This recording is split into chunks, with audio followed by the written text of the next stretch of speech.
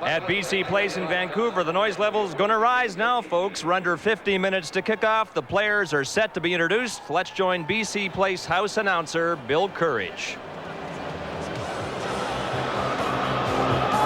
Please welcome the Baltimore CFL Dance Squad.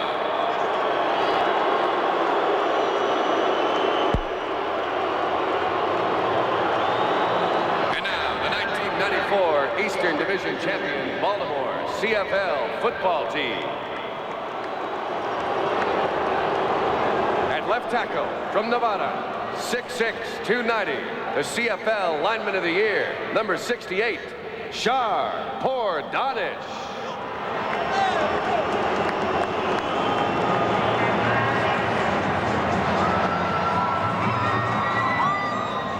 At left guard from Shadron, 6'4", 300 pounds, number 60, Guy Earl.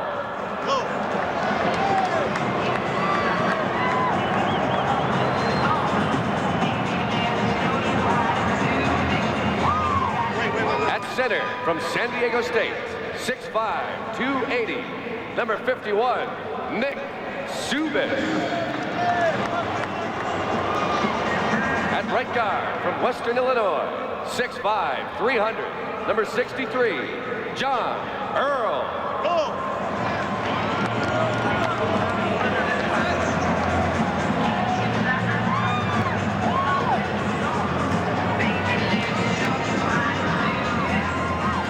At right tackle from Brigham Young, 6'7", 310, number 66, Neil Fort.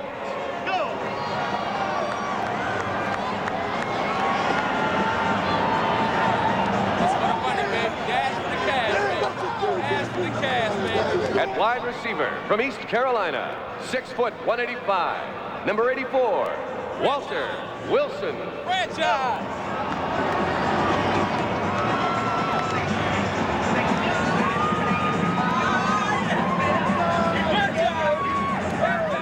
At slot back from Fayetteville State, 6'2", 200, number 81, Chris Armstrong.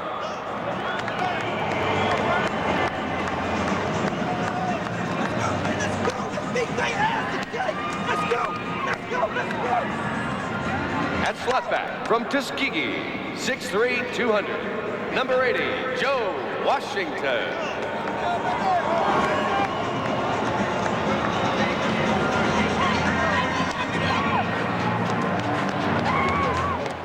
At wide receiver from North Carolina Central, 5'10", 180, number 86, Robert Clark.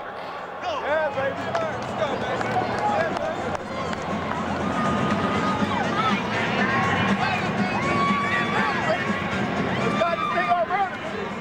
At fullback from Syracuse, 6'3", 215, number 2, Robert Drummond.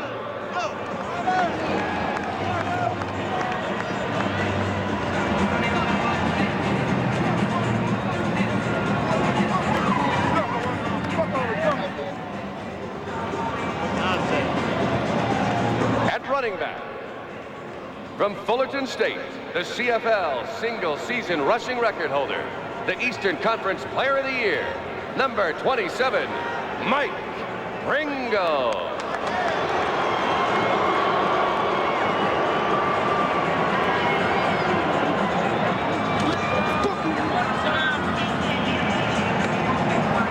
At quarterback from Georgia Southern, 5'11", 195, number 8, Tracy Ham.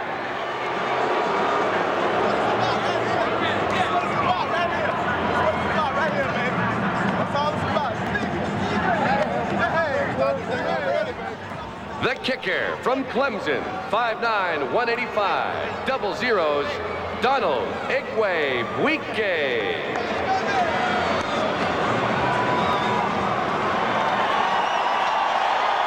And leading his club into the Grey Cup game in their first CFL season, in his 9th Grey Cup game, his 3rd as head coach, leader of the Eastern Division champions, Don Matthews. Ladies and gentlemen, boys and girls, the Baltimore CFL Football Club.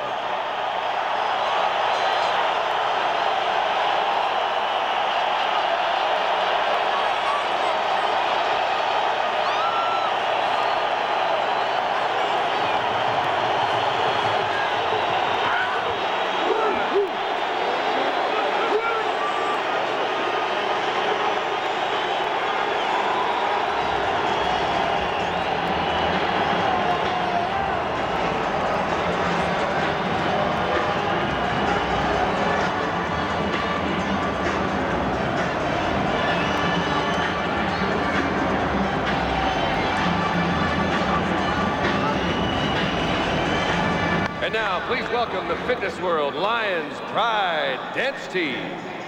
And leading the way, two of BC's #1 fans, Leo the Lion and the inventor of the wave, Crazy George.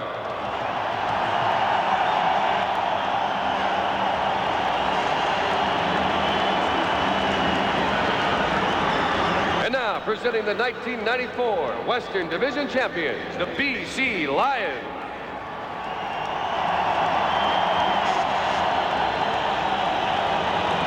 Defensive end from Simon Fraser, 6'4", 275. Number 92, Doug Peterson. Defensive end from Cincinnati, 6'5", 265. Number 73, Andrew Stewart.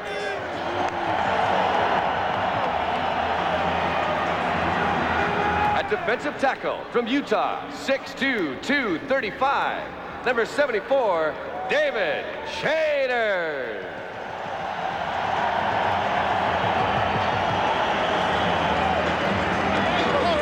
Let's go. At linebacker from West Georgia, 6'1", 235. Number 91, Angelo Snipe.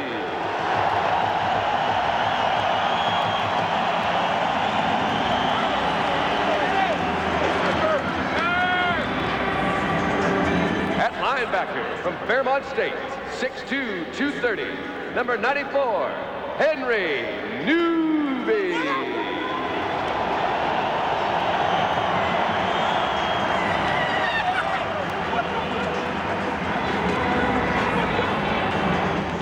At linebacker from Arkansas, 5'8", 220. 47, Tyrone Chapman.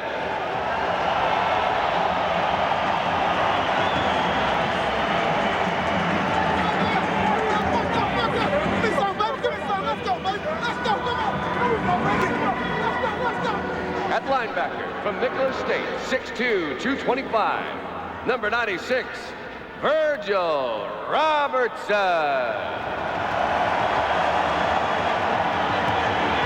At quarterback from Colorado State, the all-time Canadian Football League interception record holder, Double O's, Les Brown.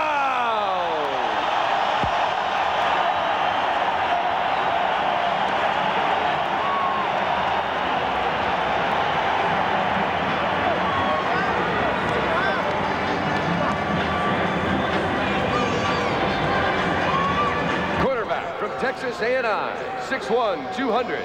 Number 20, James Jefferson.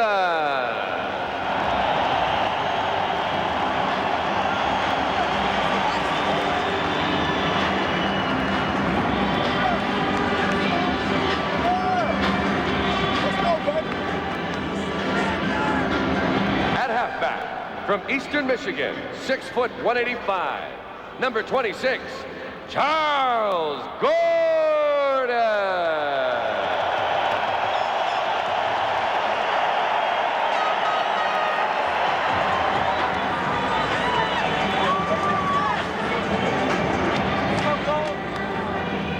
At halfback from Mississippi, 6'4", 200. Number 3, Barry Wilbur.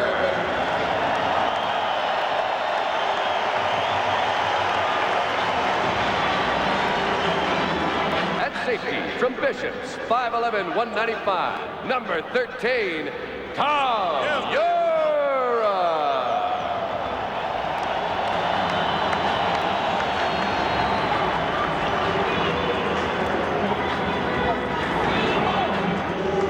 The kicker from SFU, 5'11", 190. Pro football's all-time leading scorer, number 5, Louis Pasaglia.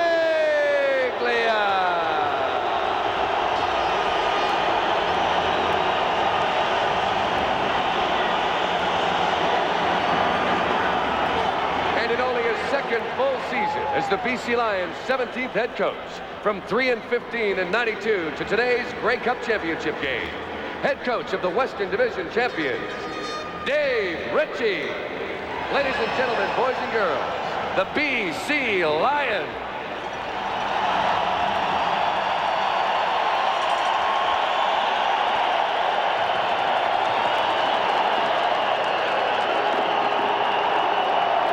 Now escorting our American national anthem singer, Mr. Richard Loney, is the U.S. color guard from NAS Whitby, Iowa. Please now rise, remove your hats, and join us in the singing of the Star-Spangled Banner with Richard Loney.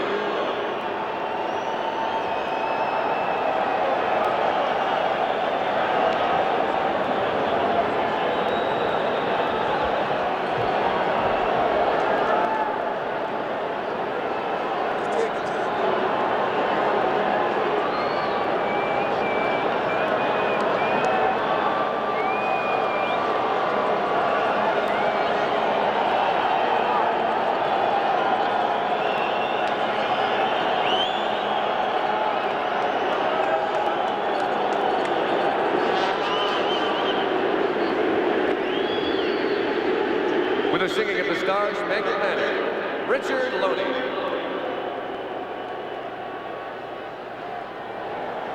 Oh, say, can you see by the dawn's early light what so proudly we hailed at the twilight's last gleaming, whose broad stripes and bright stars through the perilous fight o'er the ramparts we watched were so gallantly streaming, and the rocket's red glare of the bombs bursting in air gave proof through the night that our flag was still there.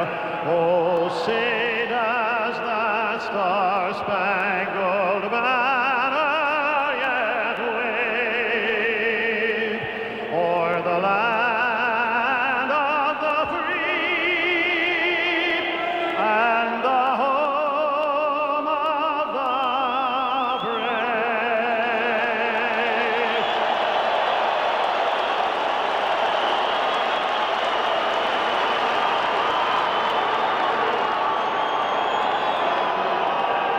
To perform the Canadian national anthem, 14-year-old Janice Lozano, escorted by members of the Royal Canadian Mounties, dressed in red serge.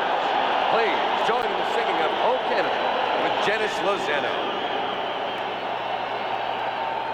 Oh, Canada, our home and native land, true patriot love in all thy sons command,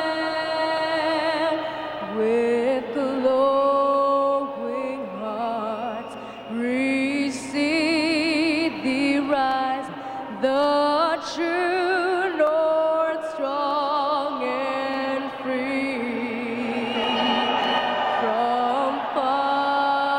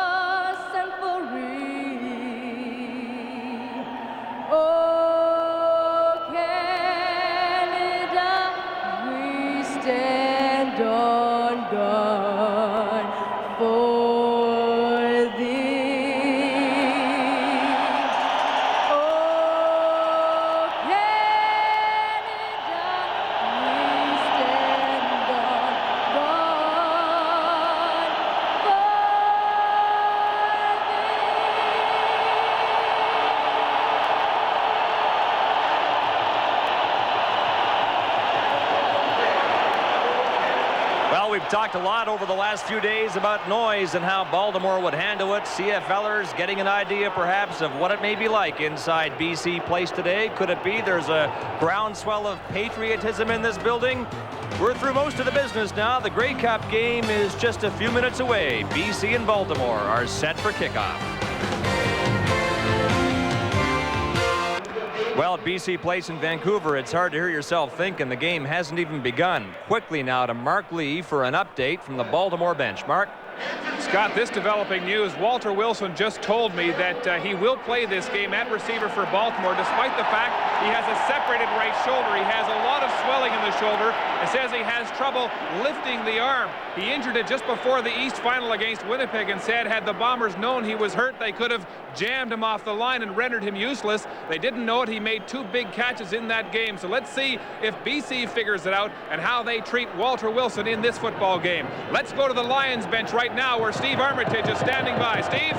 Mark, signage on the uniform is strictly prohibited by the CFL in this game, but they have made an exception for Barry Wilburn of the BC Lions. He has Skeeter on his shoe.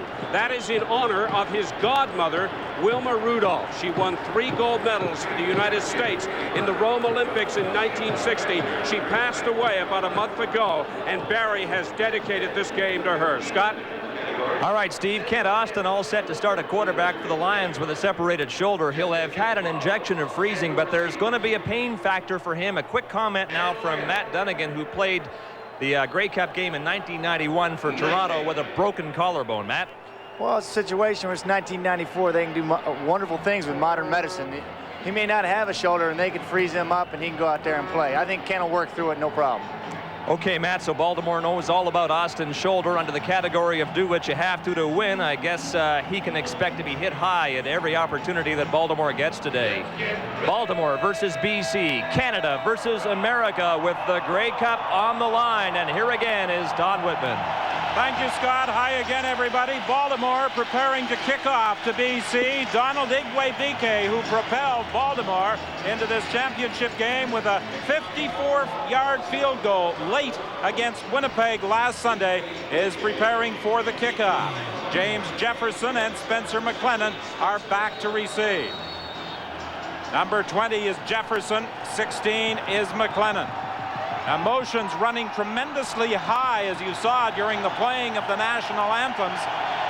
And for several members of the BC Lions, they have indicated this will be their farewell football appearance.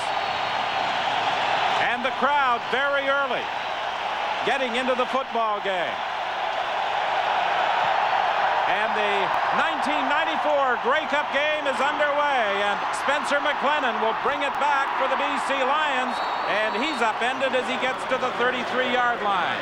Lester Smith was the first man downfield to make the tackle. Coach Dave Ritchie kept the media in suspense until yesterday as to who his starting quarterback would be. He has decided to go with Kent Austin. Austin told me that he expects to get hit, and he said, I might just as well have a bullseye painted on my left shoulder in the area of the injury.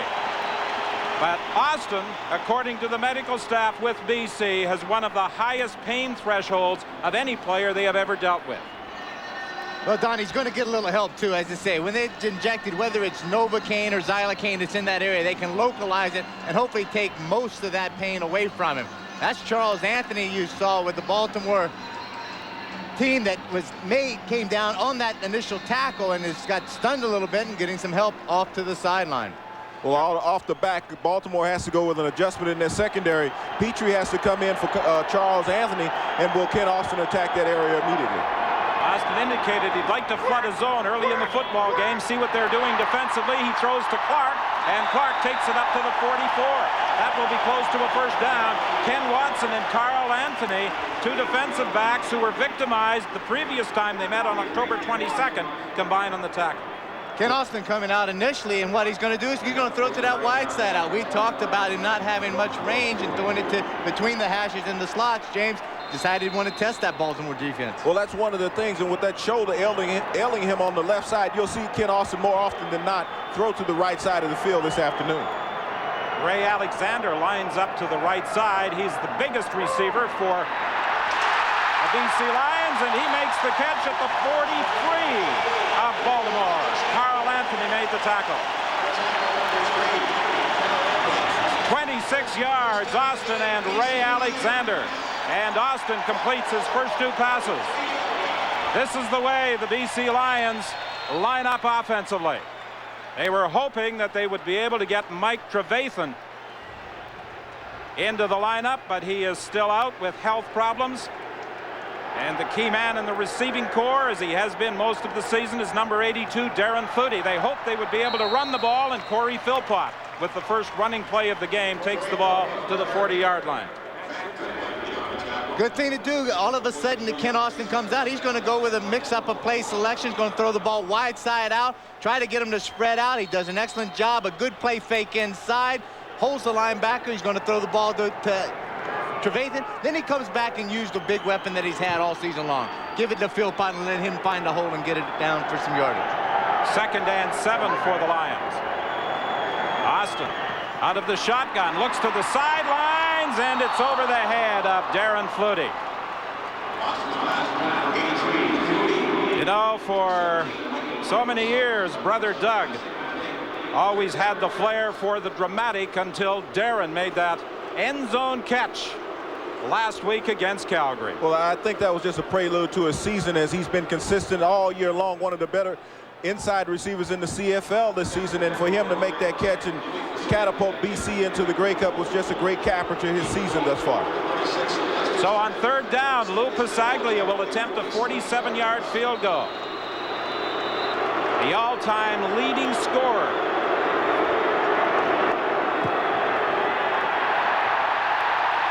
And he puts BC on the board.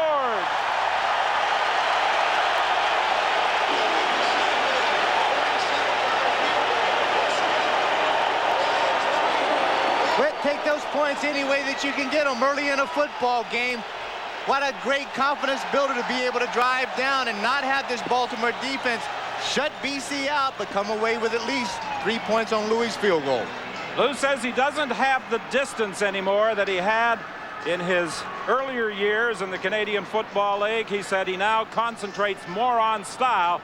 Well, he had both style and distance in putting the BC Lions on the board first. Well, the greatest thing about this game today is that the weather will not be a factor in the game. We have perfect elements inside here in BC Place, so both teams are playing on a very fast track. And as you can see with Louis Pasaglia on that last field goal, they had no problems with the snaps. All the mechanics were good. The follow through the leg swing, and BC is up 3-0 early. The BC Lions are going to kick off following the Lou Pasaglia field goal. Pringle and Smith drop back to accept the Lou Pasaglia kickoff. He doesn't have the kickoff leg of his Baltimore counterpart, Donald Igwe-Bike. He drives this one down to the 19-yard line. They fake the reverse. Lester Smith comes to his left, and Sean Flutie forces him out of bounds. Ball was fumbled right as Lester went out of bounds, but he was the last person to touch it. Possession stays with Baltimore. A 19-yard return as Tracy Ham moves out to direct the attack for Baltimore. Ham likes to operate out of the shotgun. This year, 30 touchdown passes, 13 interceptions, a career that was rejuvenated after problems last year in Toronto. How will he cope with the noise? And the fans get into it immediately.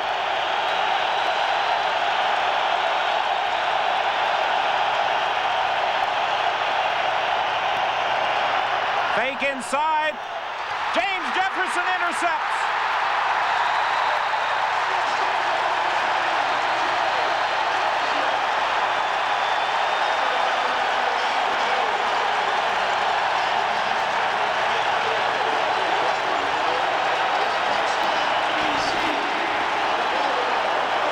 Tracy trying to take advantage of those cornerbacks looking back inside. Play fakes it inside, comes on the naked bootleg. He's got Wilson running right in between the seam between Jefferson and the halfback playing zone over top. But Jefferson makes a great athletic move, gets sky high, tips the ball, and able to make great concentration and come up with the pick. Big turnover early in the football game. Jefferson with the interception. 1st and 10 BC from the Baltimore 47. Austin throws over the middle for a completion to Yo Murphy. Close to another first down. Well, the key is right now is that Austin has been getting the time by his offensive line. They've done the job up front against his pass rush. Everyone was very concerned about it. As we get a look at the Baltimore defense, these 4 guys up front along with the linebackers are going to have to get to Austin, but the defense is going to have to tighten up, come with some zero coverage, and possibly cover these receivers a little tighter and slow down Austin's release. Short yardage offense on 2nd and 1 for BC. Ryan Hansen in. Philpott goes out. Millington, the ball carrier, and Millington gets down to the 22. When Sean Millington gets those shoulder pads lowered, he can be a load. Well, the key was Jamie Terrace pulling around for Sean Millington. What they did, they fold block. You bring the tackle, Vic Stevens, down. Watch Jamie Terrace as he folds around, gets a seal on the corner, allowing Sean Millington that open lane downfield for that 14-yard gallop. This is a play that BC and Millington particularly have had great success both against Edmonton and Calgary in the past 2 weeks running. From the 23, Austin into the end zone for Alexander. Intercepted by Carl Anthony. They ruled that Anthony came down with the ball inbounds. He was very close to the end line, but it is an interception for Carl Anthony as the Baltimore CFLers will take over with 10:23 remaining in the opening quarter. Carl Anthony with a huge end zone interception for Baltimore. He was the beneficiary of a pass that Kent Austin threw to Ray Alexander, and it rolled off the fingertips of the big wideout. Good concentration back there, Carl Anthony. All West, all Canadian last year with Calgary. He adds a lot of experience to that Baltimore secondary. Second offensive play for Tracy Ham. His first pass was intercepted by Jefferson. 1st and 10 from the 25.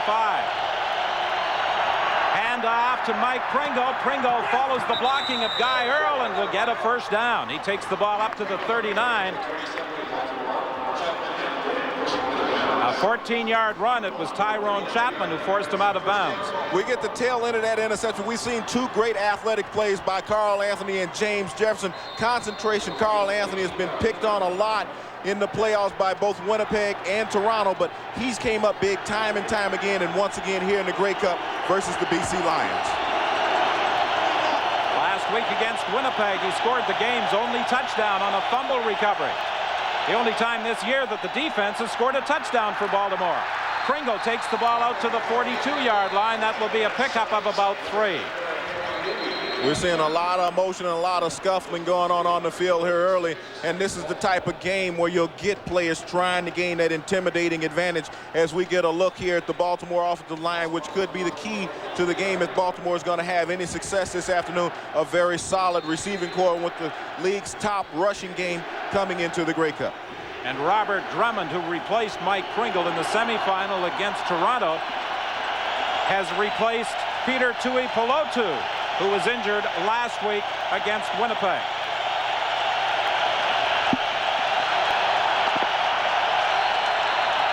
Penalty flag before the play begins.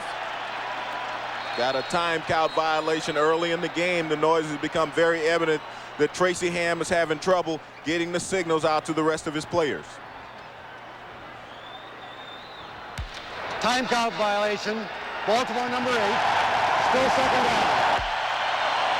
Last week in Winnipeg, Don Matthews, prior to the Eastern final, said he had concerns about crowd noise. He had even more concerns coming into BC Place Stadium with close to 60,000 people watching the action and roaring every time his team attempted to snap the football. They went to some earplugs. We'll tell you more about that in a moment. Here's Tracy Ham, and this is something BC did not want to see. Tracy Ham running the ball. He is so effective when he takes off, and he picks up a first down, taking the ball up to the 53. Excellent job in the BC secondary as far as covering all the receivers. Good job blocking by Baltimore, but as Tracy Ham drops straight back, he's looking down the field. Good shot at him there, but here is where Tracy has really become very, very good in the CFL. Running the ball, he's going to make this defense respect what he can do and scramble, and it puts a lot of stress on that defense to have to stay back and cover a man when they got a scrambling quarterback. In 1990, Tracy Ham ran for a league record for quarterbacks of 1,096 yards, and the man who set the league rushing record this year, Mike Pringle, is the ball carrier as he gets into BC territory, forced out by Charles Gordon. I think what we're seeing here is the pattern of what Baltimore likes to develop. The running game, when Tracy Ham escaped because of lack of discipline on the front of the BC defensive line, opening up that huge seam. But now you see the surge of this offensive line starting to drive back the BC defenders, picking up 5 or 6 yards per run. And what appears to be an obvious passing down. Doug Peterson goes out and Tony Collier comes in as an extra defensive back. 2nd and 5, Baltimore from the 52 of BC. Here comes the blitz, the pass over the middle, almost intercepted by Charles Gordon. Tracy Ham had to hurry his throw, and over the middle, Charles Gordon came very close to BC's 2nd interception of the afternoon. Henry Newby's coming right up the middle. He's going to force it, and he's going to come and make contact. As he can see, Tracy Ham can see him coming all the way and threw the ball way before he really wanted to. This is a major key for BC to be able to get that kind of pressure on Tracy Ham earlier in this ball game. Josh Miller this year led the CFL in punting average. Darren Flutie is back along with Spencer McLennan. Flutie moves up to the 20-yard line. And Flutie goes down at the 25. 7:52 remains in the opening quarter, and the Lions lead it by 3. Welcome back to noisy BC Place Stadium in the 82nd Grey Cup game here in Vancouver. The noise levels here have reached a peak at some points of 105 decibels on our sound meter. That's like being on the tarmac next to a 747 when it's taking off. Now, Crazy George is not supposed to be anywhere near the Baltimore bench during the game. A member of Baltimore management just had him moved off this sideline and around to the BC sideline because he could be heard banging his drum and whipping this crowd into a frenzy. So Baltimore trying everything to deaden the noise when they have the ball, Don. I don't think the fans at BC Place Stadium need any encouragement from Crazy George to make noise. Austin's pass is complete. And Darren Flutie, who at times appears to have suction cups for hands, makes the catch at the 33. Well, his game has come full form as a receiver here in the CFL, become one of the more quality slot backs in the league. And the thing is that Baltimore is running zone. And when you run zone and you don't get the pressure on Ken Austin, those receivers will find that open spot. James, the thing about zone also, these are great possession receivers. They're not physical as much. If this Baltimore defense was to get out and play a little more physical with them, play man-to-man, they would be more successful. Matt Goodwin, the Rookie of the Year, straightens up Corey Philpott, who was searching for a first down, and he got it before he was driven back. But this young man has had an amazing season. He came into the league as a cornerback. Don Matthews finally found a spot for him at a linebacking position. What Baltimore's defense is predicated on is athleticism. What they did was they went out and they found players that fit the mold of the scheme that they were playing, not trying to go out and get players that were out of position, and that's why they've been so successful. It's screened to Darren Flutie. He's being chased by Charles Anthony and Ken Watson, and Watson catches him. Anthony back in the ball game after being shaken up on the opening kickoff. Ken Austin having a tough time as far as just where he wants to throw that ball. The hitch screen comes across to Darren Flutie. Now, as you're going to see this, you're going to catch it. This is a pass that's designed. He's supposed to catch it coming toward Ken Austin, make the break going up the field. He had to turn around, catch the ball behind him. It took him off the rhythm that they wanted to. He couldn't pick up any blocks, and Darren just did not have the speed to get outside and make the break away from any of those defenders. Pickup of 1 at 2nd and 9 BC, and you certainly notice the difference in crowd noise when BC scrimmages as to when Baltimore scrimmages. Ken Watson knocked the pass away from the intended receiver, Darren Flutie. So the BC Lions will be forced to punt for the first time in this football game. Well, one of the things right there, Ken Austin has been throwing the ball, but he hasn't been able to get that left arm up to crank it up for leverage. And you'll see the great break by Watson on the ball to tip it and deflect it as it was on its way to Flutie. But when Austin is throwing the ball, his left arm, he's not able to get it up and get that leverage as far as delivering the football. So the ball is taking some time to get there. Nice tight spiral, but it doesn't have that zip on it. Carl Anthony and Lester Smith are back for this third down punt by Lou Pasaglia. It will bounce out of bounds before Lester Smith gets an opportunity to play it at the 43-yard line. Only a 30-yard punt by Lou Pasaglia, who is as old as the BC Lion franchise. This coverage team, especially the teams for BC, have done just an incredible job the last 2 weeks. 2 key return men in the CFL. Henry Gizmo Williams for Edmonton and Marvin Coleman out of Calgary. Both of them were shut down. These guys accept the challenge of getting down and covering the punts extremely well. The ball between the 43 and 44. Lined up in the I formation, a scatter formation. Handoff goes to Pringle. Pringle trying to go off tackle, and he fights his way up to the 47-yard line where he's stacked up. Last week, Winnipeg at times had 5, sometimes even 6 linebackers in there concentrating on stopping the running game. BC is trying to stop the running game as well, and now the Baltimore CFLers are trying to go with their hurry-up offense. During the first half of the season, it looked as though Corey Philpott was going to shatter Willie Burton's 1975 record, but Philpott cooled off during the second half of the season, and Mike Pringle was like a runaway semi as he racked up yardage. Deep, intended for Armstrong, incomplete. Charles Gordon went deep with the Baltimore slot back. Well, we got to take a look as Tracy Ham, it's a sprint, throw back to the seam right at the last minute. Gordon's reaching out and he's trying to grab. You can see a little bit of a contact, not much at all. The ball just don't pass the outstretched arms of Armstrong. Tracy Ham trying to take something as far as taking this crowd out of the ball game early, making something big happen. 4:17 remaining in the opening quarter. Darren Flutie lets the ball bounce and picks it up, trapping a couple of players with inside the 5-yard restraining area. So the BC field position will be improved when we return. Welcome back to BC Place in Vancouver. The Grey Cup can inspire some players to come up with the game of their lives, and any that do today will get consideration for Chrysler Player of the Game honors. And here's what's waiting for the winner: a Dodge Ram truck. And so far, candidates include Carl Anthony and James Jefferson, who each have interceptions. And Don, I'm thinking that Crazy George could be a write-in candidate. BC leading by 3. I think someone should check Crazy George's medication. I don't think they make those urine tests in the CFL.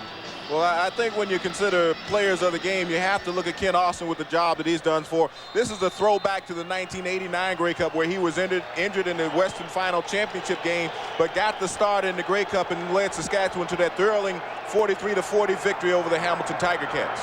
And has there ever been a more thrilling Grey Cup game than that one? Darren Flutie, who provided the thrills last week at McMahon Stadium in Calgary on the receiving end of 2 late passes from Danny McManus, had the Kent Austin throw go behind him. Austin now 5 of 9 for 54 yards, and he has had 1 pass intercepted. The end zone throw picked off by Carl Anthony. Well, I think that last throw was evident of Ken Austin's shoulder, because he is not getting his left shoulder involved in his throwing motion, and that led the ball to be thrown behind his receiver on that last attempt.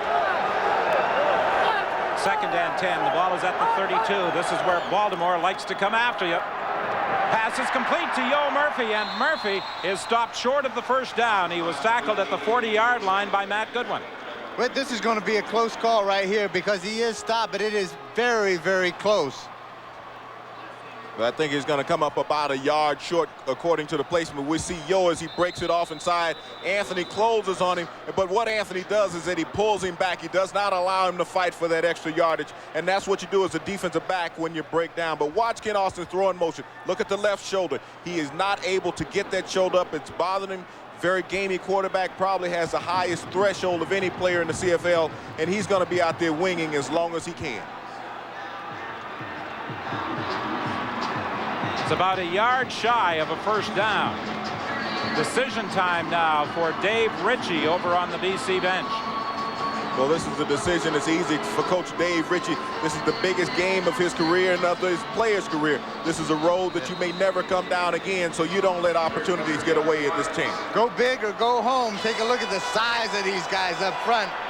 BC, they're 6'3", 266. That should be able to get them a yard. Austin calls for quiet from the crowd as he gives the ball to Millington, and he should have the first down. It looks like they had a good surge up front by those Hogs up front, and they did get the first down, but BC is doing what they need to do to control the game. James, I got to talk to you. I mean, I would think he'd come up and try to take that quarterback sneak all by himself rather than hand the ball maybe 2 or 3 yards deep in the backfield. I know that his shoulder is hurt and he's not wanting to take a hit on it, but at this time, you know, I still think if it's frozen and they have a numbing in there, he's not supposed to feel anything. I know when I go to the dentist, I don't feel anything. Yeah, but with Sean Millington in the backfield, man, it's hard not to get that big horse to football. First and 10 from the 42, and the pass is off the fingertips of Alexander. And Alexander may have hurt his finger on that one. There's a flag on the field, across the field, and so this play may go for not look like Baltimore might have been offsides, and BC will end up with a 1st and 5 on this situation. It is an offside call against Baltimore, and Alexander is still rubbing his fingers. That one seemed to come right off the tip of one of his fingers. Well, normally when those balls come in quicker than what you expect, watch his right hand as it goes up here, and that ball deflects off the fingertips. As sometimes you'll get a dislocation or a sprained finger in those situations. You see, he doesn't wear the gloves. He's one of those receivers that likes to go out natural, so he really doesn't get any extra support.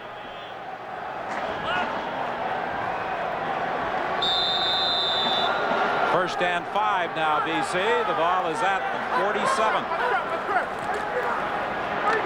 Corey Philpott breaks into the open. And he takes the ball to Baltimore's 43. Stopped there by Ken Watson. A 20-yard romp for Corey Philpott. John Payne was saying they hope to establish a ground game early. He lines up deep, they give the ball to him deep, and all he has to do is search, and this is what it's called. He searches out a way, turns his shoulders right at the last minute, finds just a little gap in that Baltimore defense, and he's able to pick up big yardage. And once again, the lead blocker on that play was Jamie Terrace. In 1988, Jamie Terrace played a slot back for the BC Lions in that Grey Cup in Ottawa versus the Winnipeg Blue Bombers. Intended for Yo Murphy, it's incomplete. Ken Watson was back defending. I would have to suggest right there, watching Yo Murphy come off the line of scrimmage, he didn't really even think that he was in the pattern, and Ken Austin decided to lay it out there in the corner route. Some miscommunication in a game this crucial. Everything has got to be communicated. You have got to be a disciplined athlete out there and run your responsibilities. I think Gerald Bayless had a little to do with that. He broke through freely, and Ken Austin had to get rid of that ball much sooner than what he expected. From the shotgun, Austin sends 3 receivers to the left. The pass over the middle intended for Darren Flutie. Charles Anthony knocked it down. Flutie turned to the official looking for a flag, but there was no red nylon on the artificial turf here at BC Place Stadium. One thing, watch this right here as he tries to make his move inside. The left arm of Charles Anthony gets in the chest of Darren Flutie, knocks him off his route, knocks him to his knees. That is the best way to eliminate a receiver. So if BC is going to be able to allow these guys to be able to get shots out of them, it's imperative that they get off the jam. Tasaglia's previous field goal came from 47 yards out. This is 2 yards longer. Not going to get it, Don. No, he is not going to make this one, and Lester Smith takes it at the 5-yard line. Lester Smith has tremendous speed. He brings it back to the 30. He's tackled there by Dave Chaters. Well, that's one of the things that you do is you stretch the limits of Aloy Pasaglia, and he mentioned earlier, as you said, that he didn't have the leg strength that he had when he was younger. And now let's go down to the sideline to Mark Lee. Well, James, the entire Baltimore offensive linemen have decided to discard the special custom-fitted earplugs they had made earlier this week. They tried them in the first series, said it did cut down on the tremendous crowd noise, which has reached peaks of 110 decibels, but they found it hard to hear Tracy Ham, so now they're going to try to go without any ear protection. Ham has already been charged with one time count violation.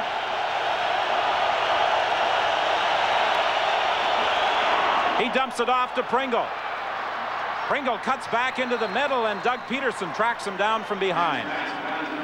One of the things that Tracy Ham needs to do to eliminate the crowd noise here is to pick up some first downs, and if he can do that, he won't have to concern himself with the noise. You saw Austin earlier on a third down gamble ask for quiet from the crowd. How do you think they'd respond if Tracy Ham asked for quiet? I don't know if they'd be as accommodating, but you know, we've come to the end of the first quarter here at BC Place with BC with a 3-0 lead, and we're going to get one more play in before they end the quarter.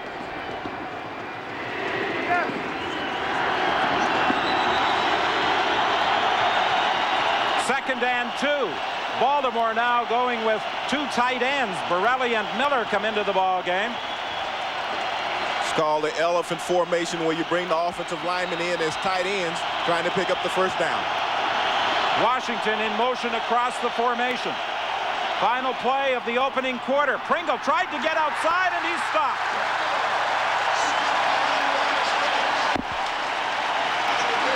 A huge play for the BC Lion defensive unit on the final play of the opening quarter. And the BC Lions are protecting. A 47-yard field goal by Lou Pasaglia is the only score of this game.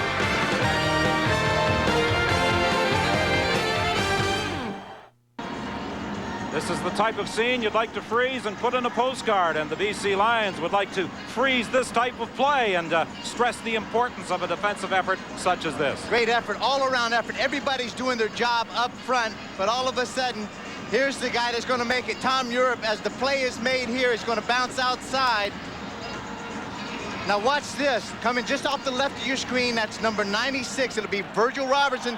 Good outside position, forces Pringle to make the break outside, and there's Europe, the safety, the guy that makes the tackle. Out of Bishops, James, and Coach Dave Ritchie said whether he had a Canadian or an American birth certificate, he could play in the CFL. He's one of the better tacklers in the secondary, and Coach Ritchie had high praise for Tom Europe in that, and you can see it was evident right there when you're one-on-one in the open field versus a running back.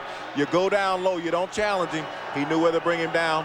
Baltimore is forced him to punt the ball once again. Spencer McLennan and Darren Flutie are back for this third down punt by Josh Miller.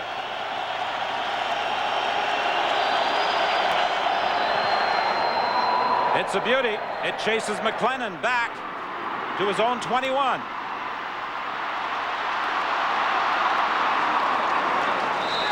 There's a penalty flag up around the 45-yard line. McLennan goes down at the 28. That was a 51-yard punt with a 6-yard run back. Lester Smith was in on the stop. Jake Ireland is the referee this afternoon for this 82nd Grey Cup game. BC number 48, first down. And now let's swing down to the sidelines, and here's Steve Armitage. Don, the BC Lions are a little thin in the receiving corps. They can ill afford to lose Ray Alexander. On a recent play, he extended his finger. He popped it back in on the field, came over. The doctor and Bill Rochelle, the trainer, looked at it. They taped it up, and as you can see, he's back in the game. BC Lions leading by a score of 3-0, and Alexander came very close to hauling in an Austin throw in the end zone for a major score. Running play going nowhere, as Sean Millington picks up about a yard before he's driven back. 3-0. The BC Lions lead it on a 47-yard field goal by Lou Pasaglia, and this is the statistical story of the first 15 minutes. Time of possession almost double favoring the BC Lions, and net yards more than double the total accumulated so far by Baltimore. I think the biggest statistic right there is the inability of Baltimore to move the ball in the airway. Tracy Ham has not been able to find open receivers. Austin looking for Darren Flutie. He can't get both hands on it. He got his left hand outstretched but couldn't pull it in. and the BC Lions will be forced to punt. I think right now the true test is going to come for Baltimore. Can they put some points on the scoreboard? They cannot allow to keep going deeper and deeper in this game, allowing BC to gather momentum. And on that last play, Ken Austin finally was touched by a Baltimore defender, and the key was they tried to take him to the ground. You just don't want to stand around him.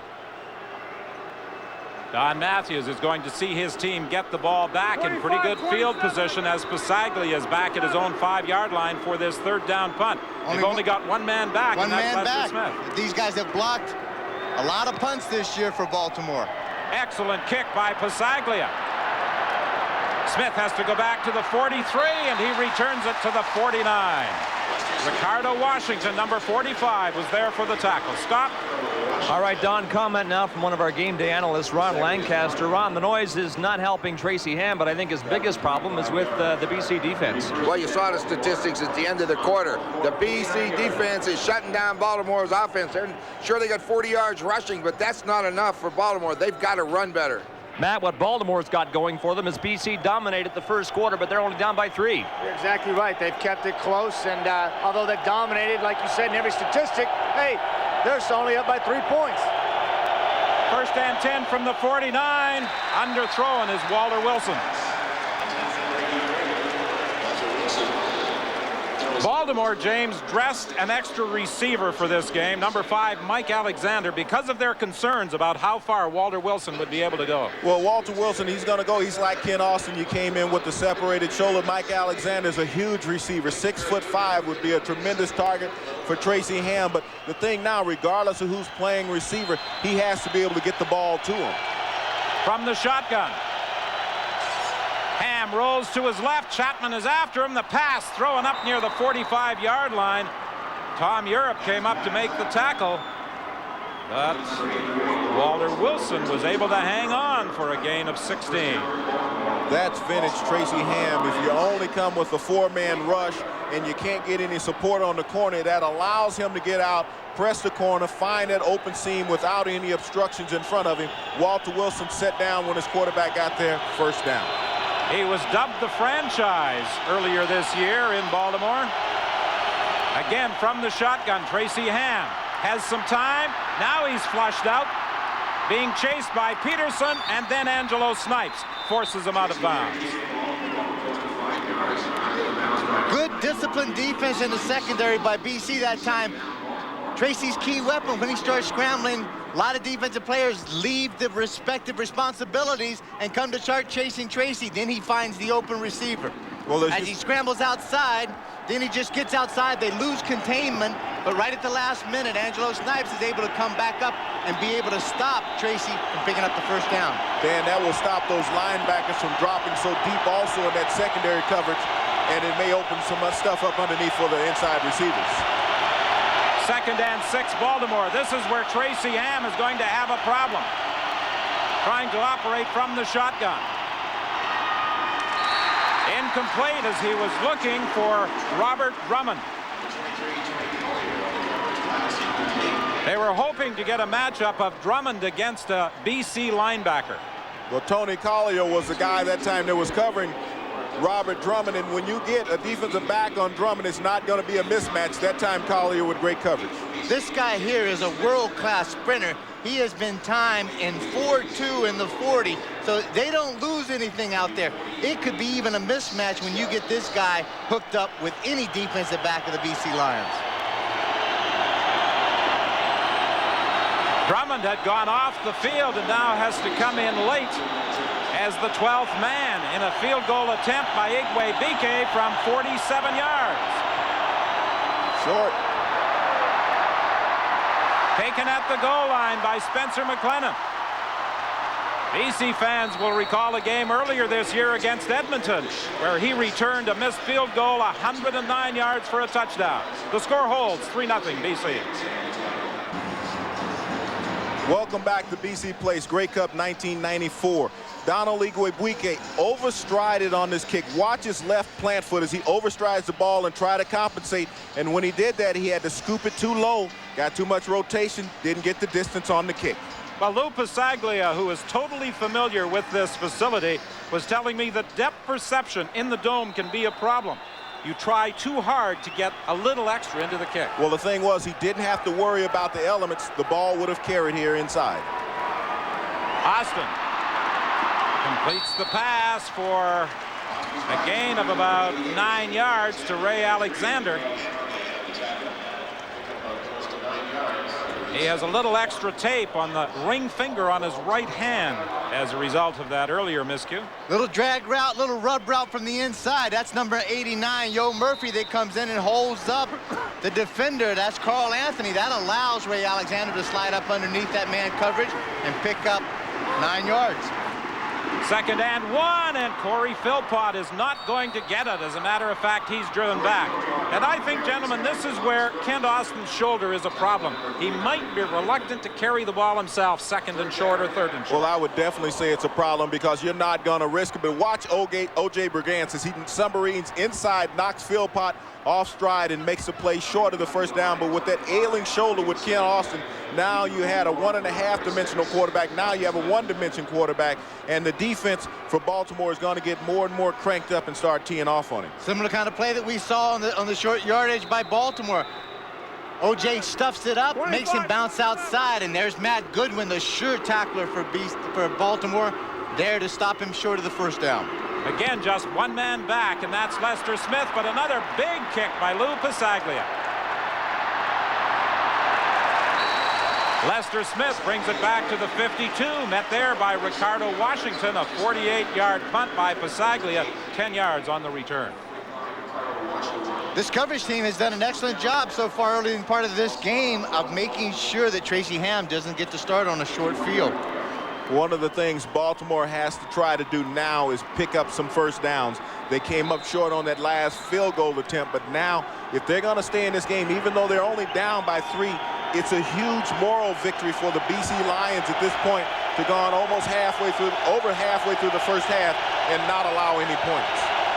1st and 10 from the 51. Ham has to pull it down. He escapes the initial pressure, and then Andrew Stewart catches him from behind.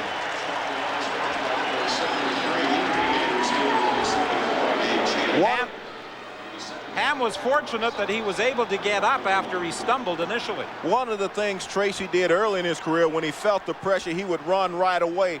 Now he tries to buy more time, allowing his receivers to come open. As you see him searching around, the pressure shows up. He's still looking downfield for a receiver. He's not all that anxious to run, but the pressure gets there from the Lions. 2nd and 10 from the 51. 3 receivers right, 2 to the left. Ham out of the shotgun. Drills it over the middle, and Chris Armstrong makes the catch at the 45. This is where that big offensive line of Baltimore does such an excellent job. Tracy from the shotgun has enough time to sit back there, and good athletic ability by Chris Armstrong to come across the middle, get down low on his knees, and make the reception. The leading receiver this year for Baltimore, Chris Armstrong, keeps the drive alive, taking the ball to the BC 46-yard line. 1st and 10, Baltimore. Pass complete to Walter Wilson. He cuts back inside. He's looking for the end zone. He's cut from behind and dragged down at the 9-yard line by Tom Europe. 36 yards for Walter Wilson. And the shoulder injury that Mark Lee talked about early in the game didn't seem to be a problem on this play. Well, the slip screen in Baltimore executed it perfectly. Look at the huge offensive lineman getting downfield. Nick Subas with the key block, allowing Walter Wilson to get into the secondary, and he covered up at the end, protecting that shoulder as well as the football. But he is favoring the arm, as you see. Handoff to Pringle. Pringle cuts back inside and takes it down to the 5-yard line. Well, Walter Wilson, I think, injured his leg, possibly his hamstring when he was running, because normally a receiver won't give up that soon. As you'll see him limping, Mike Alexander's coming into the game to replace him, but that's going to be a huge blow. Alexander hasn't had many offensive opportunities with this offense, so that's something that Baltimore will have to compensate for early. I think Wilson may have both shoulder and leg problems. Takes the time right now, and this is a pretty smart move. Instead of running off on your own, take a knee down there, let the training staff come out. Tracy Ham can converse with the players in the huddle. They can talk a little bit about what they're doing right now and make sure their communication is exactly on the same page. 7:41 is the time remaining in the first half, with Baltimore threatening to take the lead. Walter Wilson is the man receiving the attention at the Baltimore bench. James, it appeared as though Tom Europe, in making the tackle, may have rolled on his ankle. That's exactly what happened, Don, is he tried to cover up the football, and he laid out Tom Europe hustling, going down, making that tackle, that touchdown-saving tackle, rolled up on the ankle. Tom Europe has had an outstanding first half. The Canadian free safety out of Bishop's University has showed well for himself in his first Grey Cup. Mike Alexander comes into the ball game as Walter Wilson's replacement.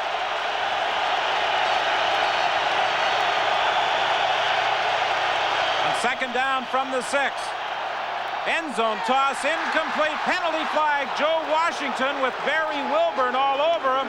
And now Wilburn is going to try and convince the man in the striped shirt that there should be no flag, but I don't think he's going to win the argument. I don't think so either. I think the call is going to stand. Pass interference in the end zone and to come out to the 1-yard line. BC number 3 in the end zone. First down. Barry has been great on man-to-man coverage, but you're not allowed to mug a receiver once he gets downfield. He never let the jersey go. He was making contact all the way downfield. The official right on top. That's where the flag was thrown before the ball got there. Holding on to the back of the jersey, excessive contact.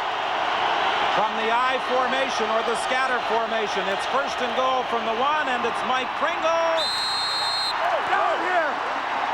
No call, still short. Great penetration by that BC defense.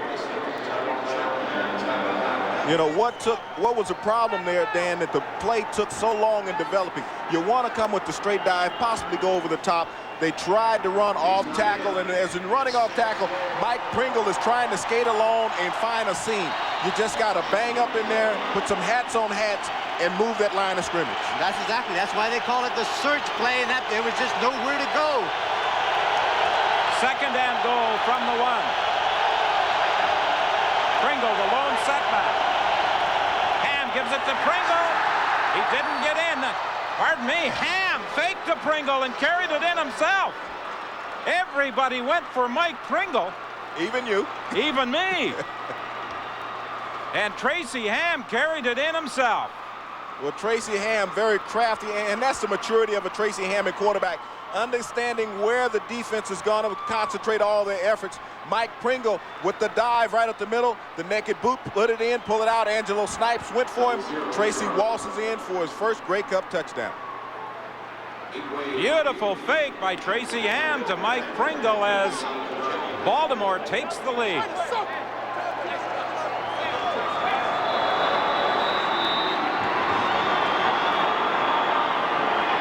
Igwe-Bike with the point after, and with 6:14 remaining in the first half, it's 7-3 Baltimore.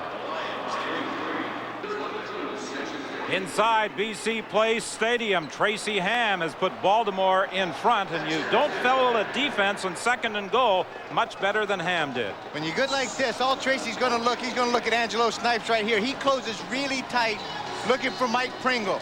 He takes a look at him, he peeks, now he brings it out, takes it around, walks it outside. Nobody outside to keep him contained. It's an easy walk into the end zone.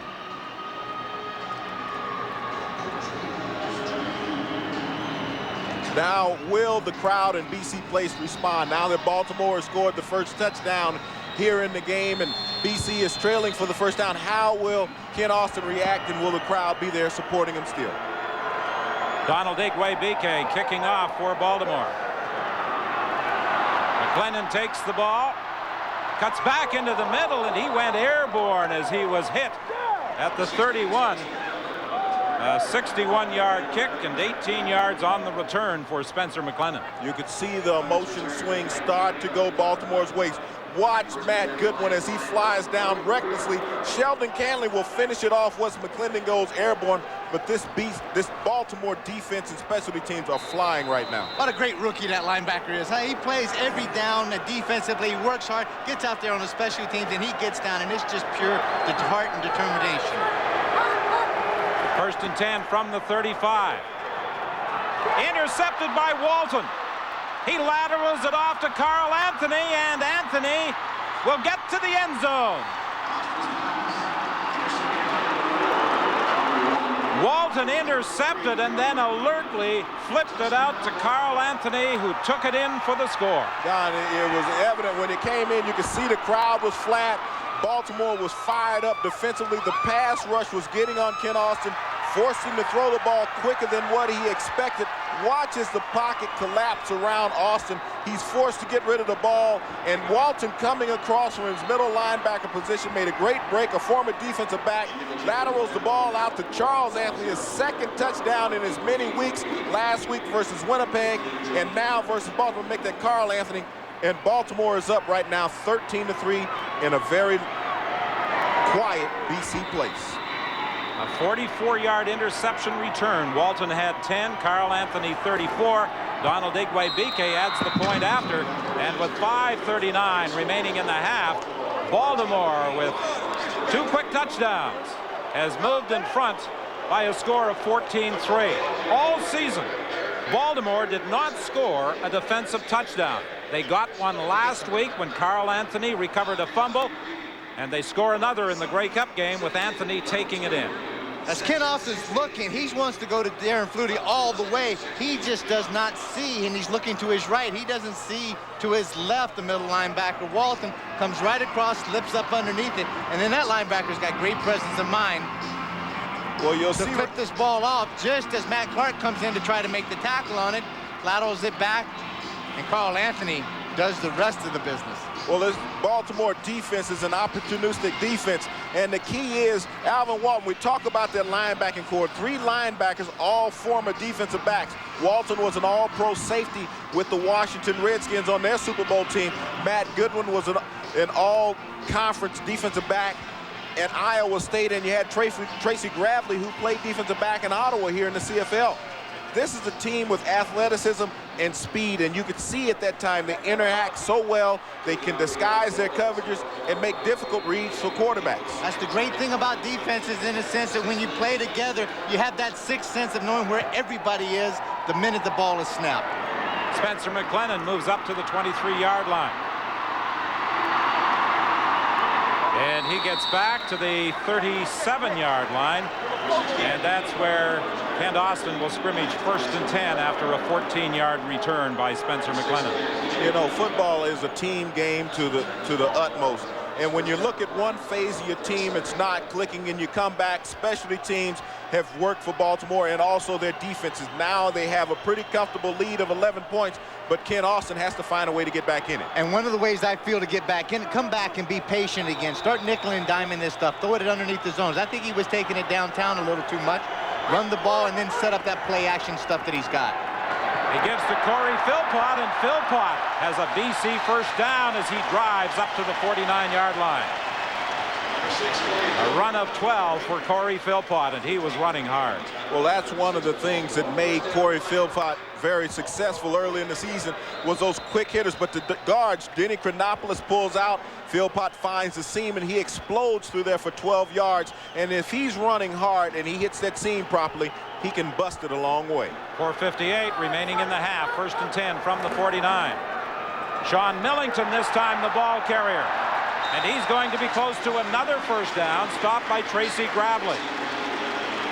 Coach Dave Ritchie talked about Sean Millington, talking about his maturity, how he had really arrived as both a man and as a professional athlete this year. Sean Millington is a big man. He's 6'2", about 230 pounds, and he makes the first guy miss him, and that's a guy that doesn't miss very often. That's Matt Goodwin, and he's got great power, great quick feet, and if they're able to have that success of running that ball, that's going to help to open up that short throwing stuff. Sean Millington has had more ball-carrying responsibilities in the playoffs. As a matter of fact, he's been the busier of the two backs.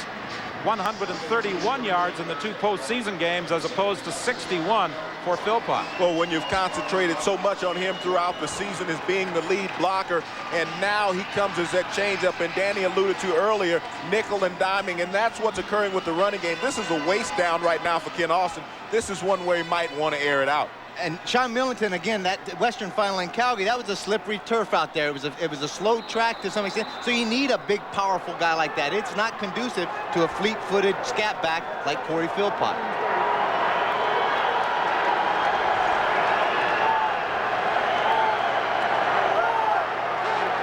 Second and inches.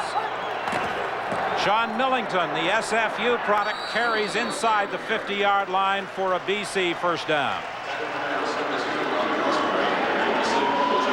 I know that's good. I know that's a good play. They made the first down, but when you're second and inches, sometimes that quarterback sneak is so important. You're giving the ball that deep to a very tenacious, penetrating defense that has already stopped you one time short of a first down.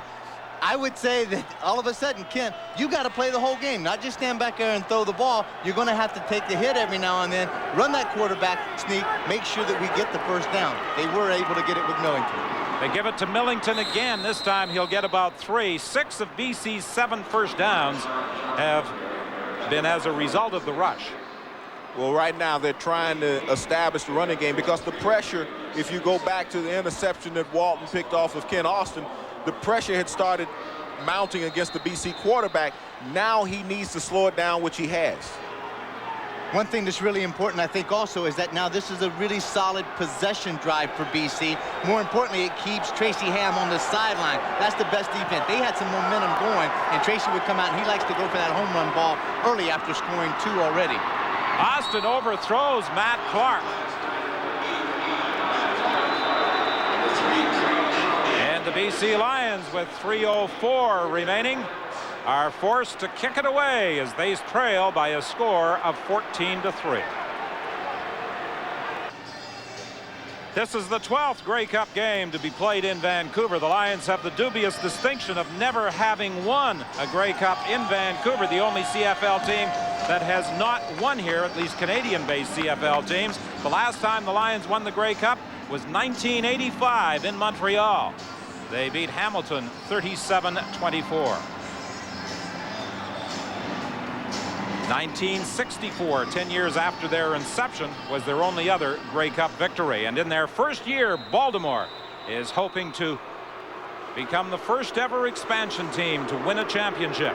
And they lead 14-3 as Lou Pasaglia stands at his own 49-yard line for this third down punt.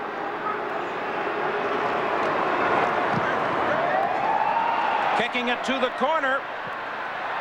And it will bounce out of bounds. A beautifully angled kick by Lou Pasaglia going out at the 6.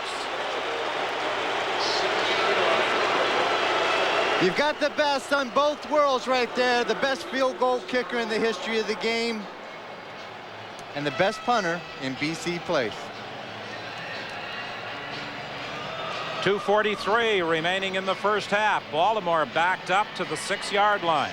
Even though Baltimore leads this game 14-3, they've struggled offensively. They really haven't been able to mount any drives other than the one touchdown and the big play to Walter Wilson.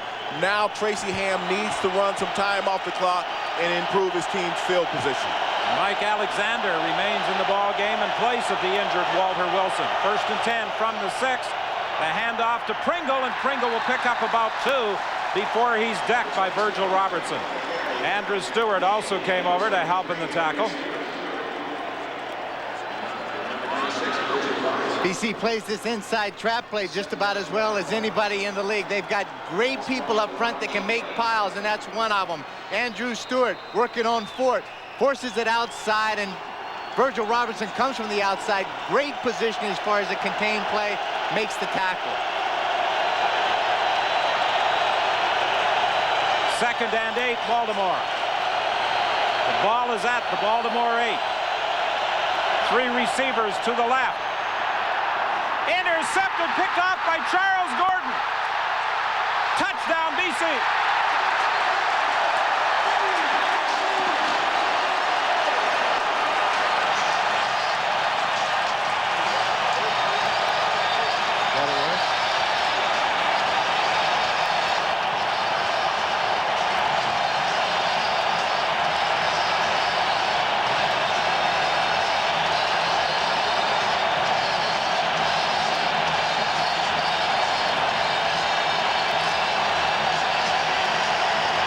It was Charles Gordon with an end zone interception in the Western semifinal that enabled the BC Lions to get to the Grey Cup, and he gets their first touchdown here at BC Place Stadium. We're going to see Gordon come in from this area over here, but Tracy Ham goes back in the pocket. He's looking here. As you see the pressure coming on Tracy Ham right there, Gordon comes from the backside, picks that one off. Ham never saw him, and it was a touchdown to result. And we've seen a defensive battle with big plays by the defensive backs. Turnabout's fair play in this case. Last time it was Ken Austin that didn't see Austin, but at this time, well, what we're going to get right here, Gordon's going to come out of here. Tracy Ham is back here. He's looking in this area.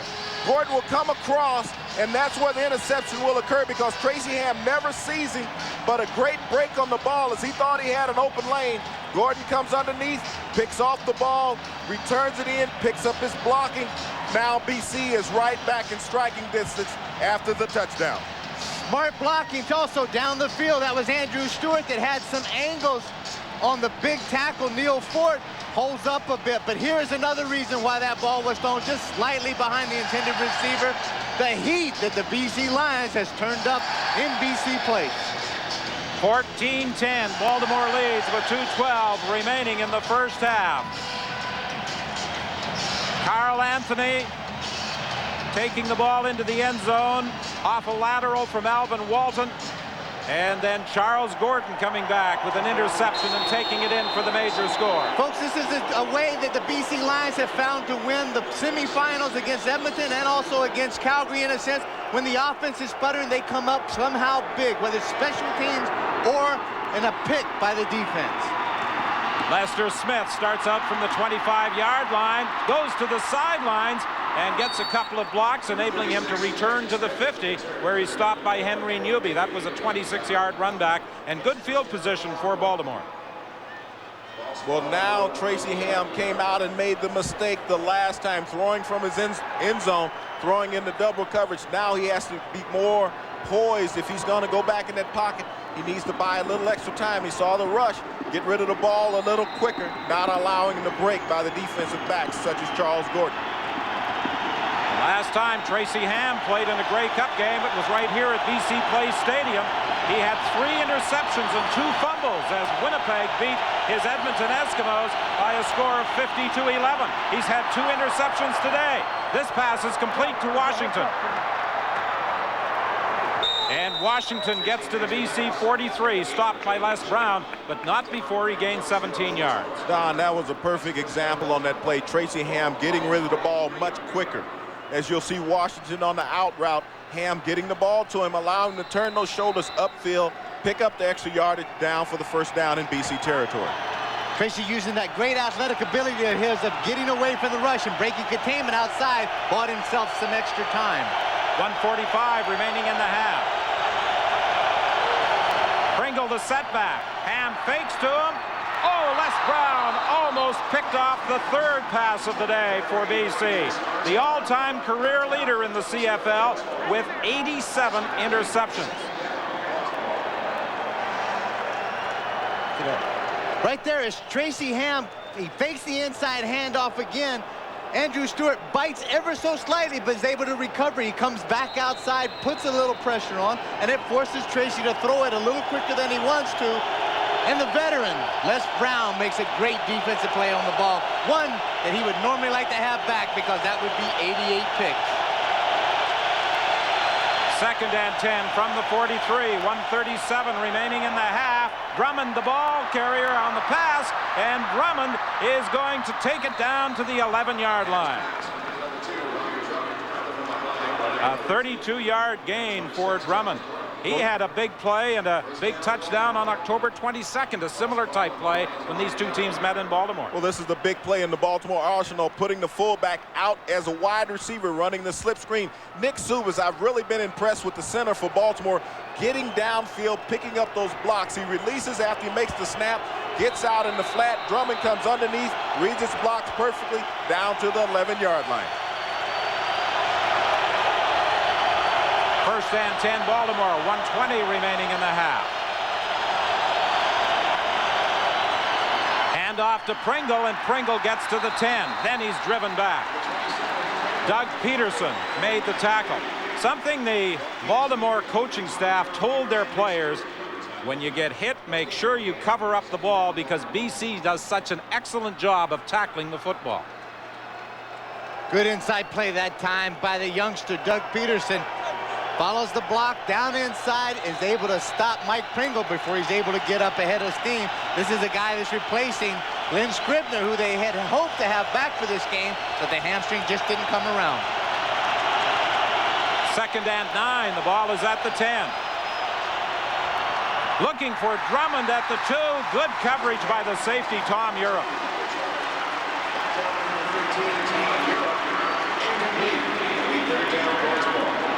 This is the key of what they were hoping to do with Drummond. As he said, he's such a threat out there. They put him at the wide receiver. But again, Tracy is just getting nailed play after play after play, and he has to think about it when he's standing in the pocket a little too long, deliver that ball just before he wanted to. Well, those long developing routes, and that's been what Baltimore's been trying to execute for the most part this afternoon. But they need to come with a few more hots. They've had a lot of success on the slip screen. They need to find a way to get the ball to the receivers much quicker and try to keep Tracy off of his back. A 17-yard field goal attempt for Donald Igwe-Bike. Penalty flag, as there was movement at the line of scrimmage. Igwe-Bike puts it through. We're going to get offsides against BC. Move it up 5. Baltimore might well decline the penalty, though. Keep the points. They're on there. They're not going to get a first down anyway. BC, number 00, decline. Field goal is good. 52 seconds remaining in the first half. It's 17-10 Baltimore. Scott? Well, Don, on Live at the Half on Grey Cup Sunday, we'll put the first 30 minutes into perspective with comments from Lancaster, Dunnigan, Curry, Kepley, and Whitman, and I guess I'll be fetching coffee for a lot of those guys. And how about this for big-time entertainment? Live from the floor of BC Place, Tom Cochrane. Canadian rock stars don't get much bigger. Life is a Highway, a huge hit for him, and Cochrane will perform it and a few more tunes at halftime here at BC Place. To put in my request, I would prefer a double cappuccino, not just a regular coffee. Austin out of the shotgun. Flips it to the sidelines, and it's intercepted by Watson. That one seemed to hang up there. It was intended for Yo Murphy, and Austin is down. He took a shot just as he released from Payton and Pressbury. And that's one of the things we talked about as Austin throwing to the wide side as we see him down on the ground. In the opening stats, we talked about that you must hit Ken Austin. And that's what Baltimore did on that last play, is not only did they force the interception, but they hit him. And it was a matter of how many blows could Ken Austin take, and the attrition rate has arrived early. That ball did really hang out there, and it's one of those things like you know, if you tell Ken Austin he can't throw the wide side out and he doesn't have the strength to do it, that he's going to do it just to prove you wrong. But he stands back there. Now Alexander is already out there. This ball should be off. The break has been made. The hit is down. Now it just hangs up. There's a lot of air time underneath that. And Ken Watson makes an excellent break on the ball, concentrates and looks the ball in. Alfred Payton, big, strong hands that he has. He's able to grab a hold, grab cloth, make good, quick move to the outside and continue to pursue Ken Austin. Robert Pressbury was the first one to get to Ken Austin, and he was followed by Alfred Payton. And I think that last shot by Alfred Payton as he came over the top was a telling blow. He came down, landing on the turf on the injured shoulder. And now Danny McManus will have time to warm up at the BC bench. There was a lot of conjecture all week as to which quarterback would start. The hero in Calgary, McManus, or Kent Austin. There were some who feel that Austin was the less seriously injured of the two. Tracy Ham flips it to the sidelines. He didn't have a receiver open. He threw it out of bounds. And he may be called for this. He's got to be grounded. He threw that ball intentionally out about 15 rows up into BC plays. Newby did an excellent job on a secondary contain because Tracy got outside, but we'll listen to the call. Intentional grounding. Baltimore number 8. Second down. What Tracy's argument was on the play is that he had Washington out in the flat, and that he was throwing the ball, and when the contact was made by the defender, it forced the ball to go high. Tracy was basically trying to save the down on the play as Newby came up, but Baltimore was flagged with the penalty. He may have had Washington in the flat, but not up in the stands.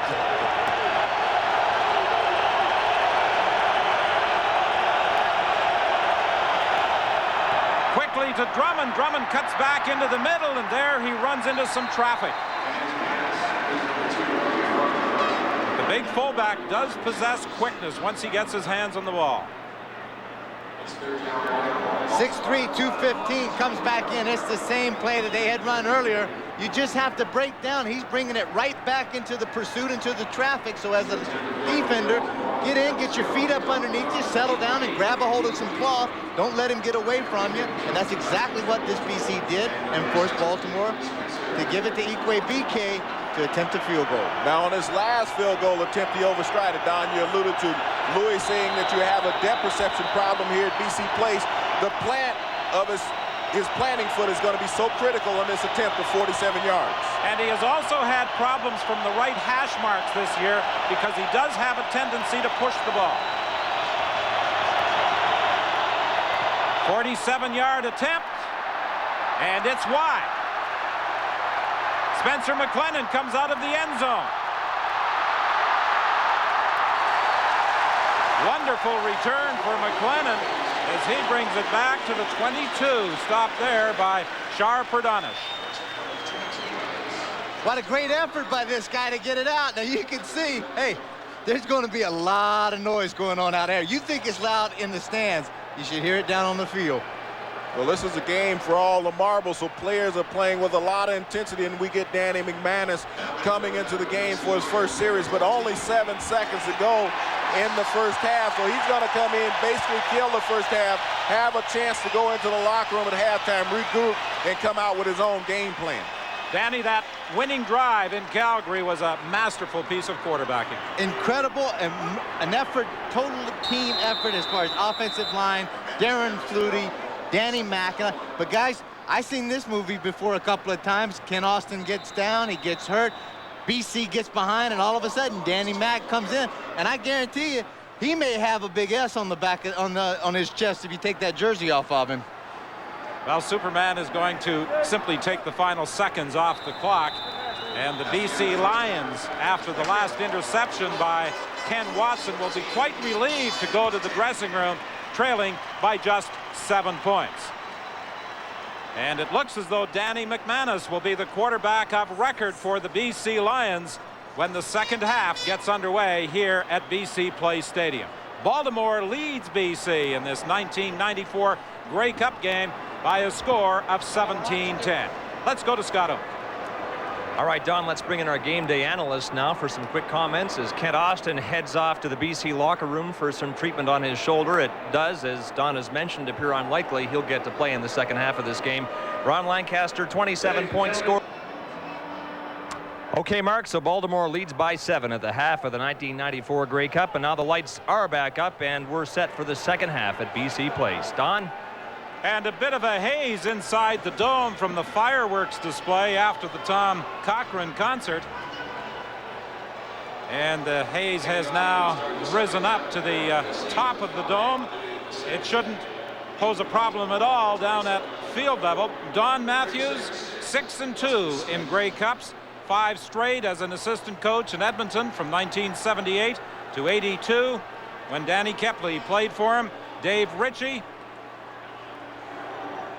in 1990 with Winnipeg as an assistant coach. A Grey Cup success here at BC Place Stadium in a win over the Edmonton Eskimos. Lester Smith on the kickoff return brings it back to the 37-yard line, tackled there by Ryan Hansen. 13 yards on the rundown.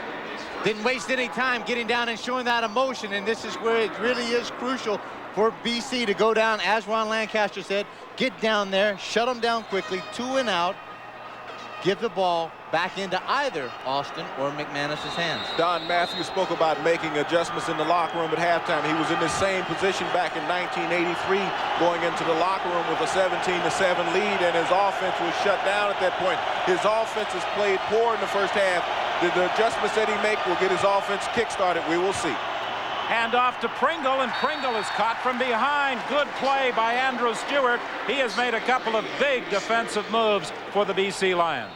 We look at Tracy Ham here, and he is the key in pulling this trigger on the offense. We talked in opening about the offensive line controlling the tempo, giving Tracy Ham the time. His numbers not that bad in the first half, 7 of 15, but the 2 interceptions were really key in the failure that they had offensively, not being able to move the ball consistently. Ham sends 3 receivers wide to the right. Mike Alexander is the lone receiver left. Ham from the shotgun. Pulls it down, and he'll try and run for a first down. He'll get it, and he'll get more, sliding into the 50 of the BC Lions. Something they did not want to let Tracy Ham do, the BC Lion defense, was him to run the ball as successfully as he has. Well, Tracy Ham has always possessed the ability to escape the pass rush. As you see right here, as he pulls it down, he's off and he's going to run. That's what he had made up his mind to do. He carried the ball in his left hand, but he knows that he needs to do whatever it takes to get his team rolling, and if it's him running the ball, he will do it. Ham ran for 21 yards. It's 1st and 10. The ball is at the 49 of BC.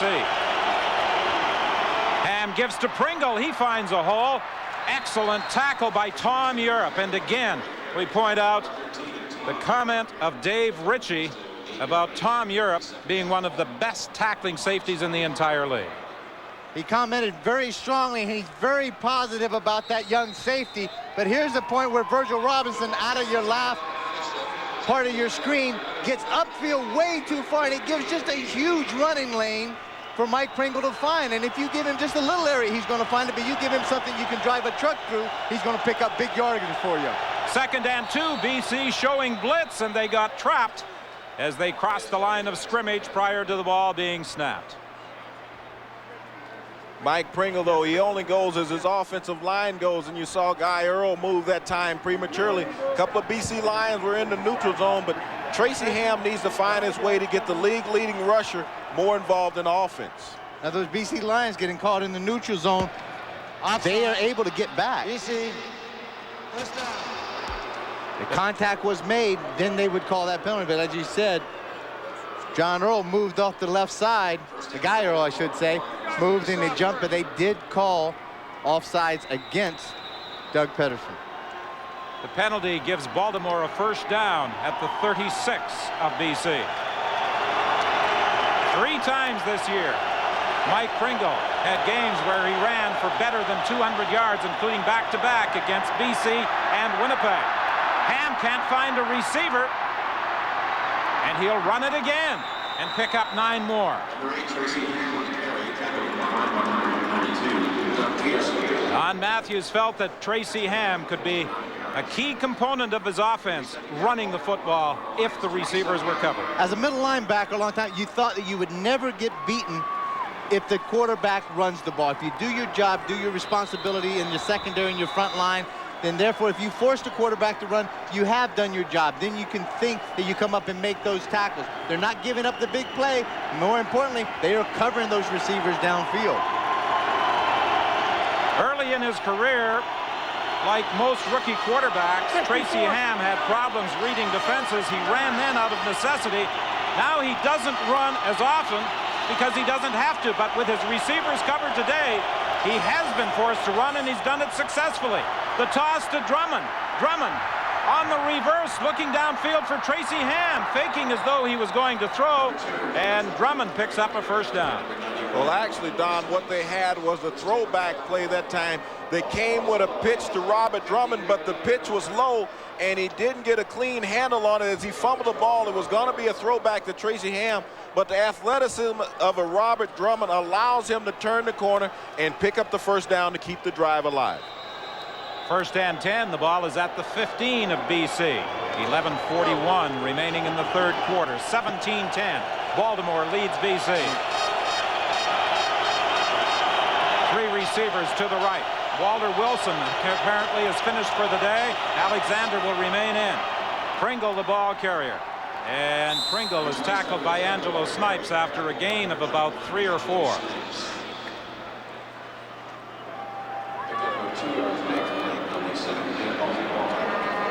Take a look as Angelo Snipes comes in, and he's just taking in one-on-one against Robert Drummond, squeezing it down tight. Drummond does an excellent job of getting his pads low, gets down inside, and is able to force Angelo Snipes to go outside of him, and that allowed just a little bit of running room inside from Mike Pringle.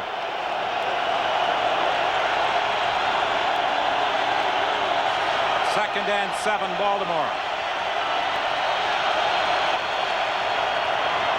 Ham is caught and dropped by Newby.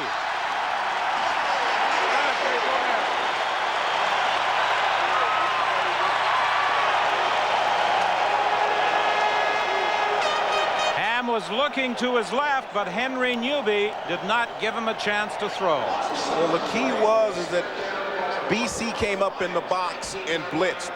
They outnumbered the Baltimore players. Newby came through inside, but Mike Pringle has to go up and put a hat on that linebacker. You can't go in like that. You have to protect your linebacker better than that. Mike Pringle needs to stick his head in and help Tracy Ham out. You can see that Mike Pringle was very late coming in there. If he anticipates that linebacker then walk up there and put yourself in position where you can make the block. Igwe Bike with a 26-yard field goal attempt and did as good as Baltimore doubles its lead over BC with 10:26 left in the third quarter. Henry Newby, who played college football at Fairmont State, not far from Memorial Stadium in Baltimore, gets BC's 17th all-time quarterback sack. Although the BC Lions have not played in as many Grey Cup games as Edmonton, Winnipeg, and Hamilton, they now share top billing on the all-time sack list with Edmonton. How many did you have during your career? And what, sacks? I don't know. That's one of those things. I think they didn't blitz linebackers. That wasn't that active then. His interpretation was a sack was going to scoop. Danny McManus at quarterback. He gives to Corey Philpott, who does some dancing to get to the outside, and what appears to be a first down. The key asset here again is over and over is Sean Millington. This guy does it all. He carries the mail. Now he's the lead blocker on the I formation, seals off the corner, gets a little block there on, that's Goodwin, and then allows Corey Philpott to use those quick feet and pick up some additional yardage. 45 yards so far today on 6 carries. That's an excellent average for Corey Philpott, displaying the form he did early in the season when many thought he would be the one to break Willie Burton's record. Quickly through the hole, and Corey Philpott gets up to the 53. What Danny McManus is doing now is buying himself time for when he does decide to pass the football, because you're going to have this Baltimore defensive front playing kind of tentatively, and it will allow him the time to go back and observe the secondary to get his pass off within that comfort zone. Give those guys across the front board. Rob Smith, Denny Chronopoulos, Ian Sinclair, Jamie Terrace, and Vic Stevenson. They're the guys that's getting the job done. They talk there's a lot of battles taking place in the trenches. Right now, that offensive line of BC is winning. Philpott goes out, second and 2. Hansen comes in. Millington kicks it to the outside. To the 25. 31 yards for Sean Millington. What a bonus that is when you have 2 backs who are running the way Philpott and Millington are today. Great surge as he takes the ball. Now what he wants to do, this is designed to go inside. Denny Chronopoulos pulls out, but he shows that quick feet and the power of running right through the tackle of Scott Miller, number 64. Gives the forearm right up into the face. And number 17, that's Brooks, and picks up another 6 or 7 yards. Millington has carried 7 times for 65 yards. Philpott 7 times for 53 yards. It's Philpott again as Hansen goes out, and the team's leading rusher comes into the ball game.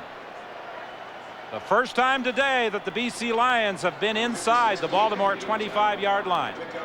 What has made the BC running game so successful today is the 2 guards, Jamie Terrace and Denny Chronopoulos. They have a fold block scheme that they've been utilizing where the tackle comes down, the guard folds around, seals that inside linebacker, allowing either Philpott or Millington to pick up the yardage on the running plays. 2nd and 8. 3 receivers wide to the right. McManus to throw for the first time since coming in. Can't find a receiver, and he won't get a chance to unload. Tracked down by former BC Lion O.J. Brigance. Gerald Bayless applied the original pressure. Persistence, persistence, again persistence by this guy. Look at the eyes of O.J. Played for the BC Lions last year, and Don Matthews knew to solidify his defense, he had to get this player as a free agent. He does. Great quick feet, tremendous individual, and just a good person. When you think about the Baltimore defense, they have the top 2 sackers from last year in the CFL, O.J. Brigance and Alfred Payton, anchoring those corners of the defensive line, and it was evident right there what that will do for your defense. 7:16 remaining in the 3rd quarter. It's a fake. Darren Flutie has lots of room.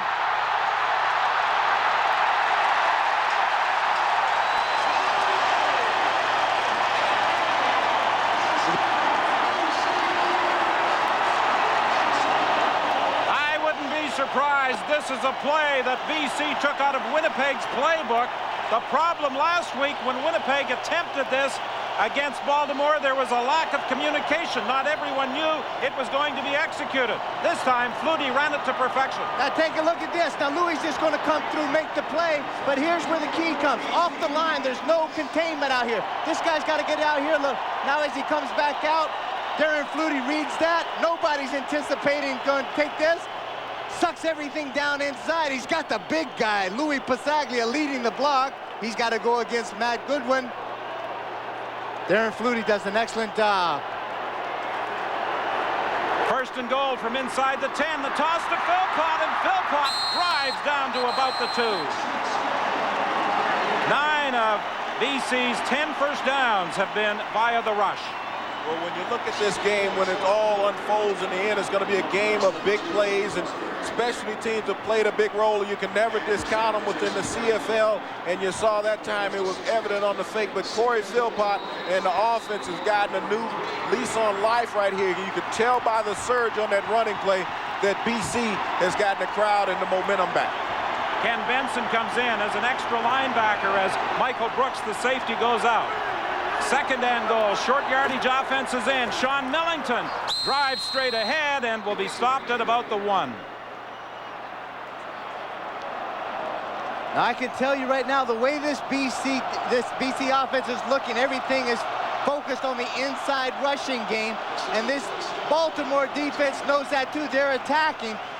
I wouldn't be surprised in some place down here to see Danny Mack fake that inside handoff and take that naked bootleg and carry the ball into the end zone, very similar to we saw Tracy Ham do earlier in this game. 5:33 remaining in the 3rd quarter. 3rd and goal. McManus fakes, and Dan, you called it. He dives in for the touchdown.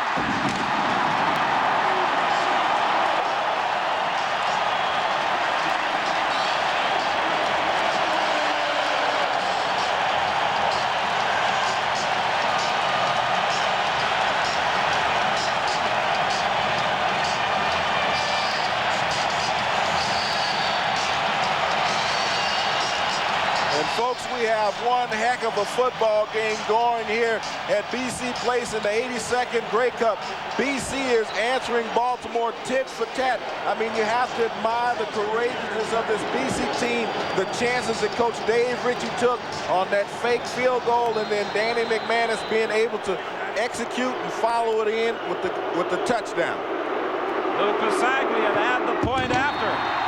We've got a 3-point ball game with 5:15 remaining in the 3rd quarter. After McManus scored, you saw briefly offensive coordinator John Payne up in the booth. Watch the close down by Alfred Payton. You can see nobody's there. That is the safety that comes over that tries to, that's Tracy Gravely, the linebacker, right at the last minute tries to catch himself. And Danny McManus, not blessed with blinding speed, but is able to get the ball across the end zone. And Dan, what allows that when you're down in that short yardage defense is the call normally is a pinch. Everyone is coming down inside, and that's what sold Alfred Payton on the play.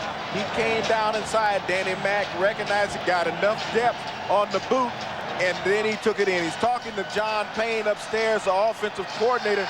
They're discussing what they've been recognizing since he's come into the game. probably discussing this play right here. Danny Mack goes, he had the bad ham, the thigh contusion coming into the game, but this game, you know, you got 6 months to rest. Doesn't make a difference. Jokingly, that happens to be our super slow-mo angle right there, but I think it was full speed for Danny Mack. As I said, he's not fast, but he got the job done. Well, I said earlier that he might be the most seriously hurt of the two BC quarterbacks. That was a suggestion earlier in the week, and that's why they wanted to start Kent Austin. Pringle on the kickoff return. And with 5:06 remaining, they'll scrimmage from the 33. Well, for those who like to see a running game, you've been getting it in the second half. So far, neither side has thrown the football, and it's 2017. Baltimore leading BC. 5:06 remaining in the third quarter. Not a contemporary CFL game when you think about it, Don. You spoke about the lack of throwing the football in this game, but it's been the running of both quarterbacks, Tracy Ham and Danny McManus, that have put their teams in a position to walk away with the 82nd Grey Cup championship. Scatter formation. Ham gives to Pringle. He cuts it into the middle and takes it out to about the 42. He'll have a gain of 8. If Baltimore expects to keep BC at bay, this is what has to occur at this point. Their offensive line needs to really assert itself. They need to reestablish the line of scrimmage on every play, get out into the BC defenders, and allow the running game to keep going.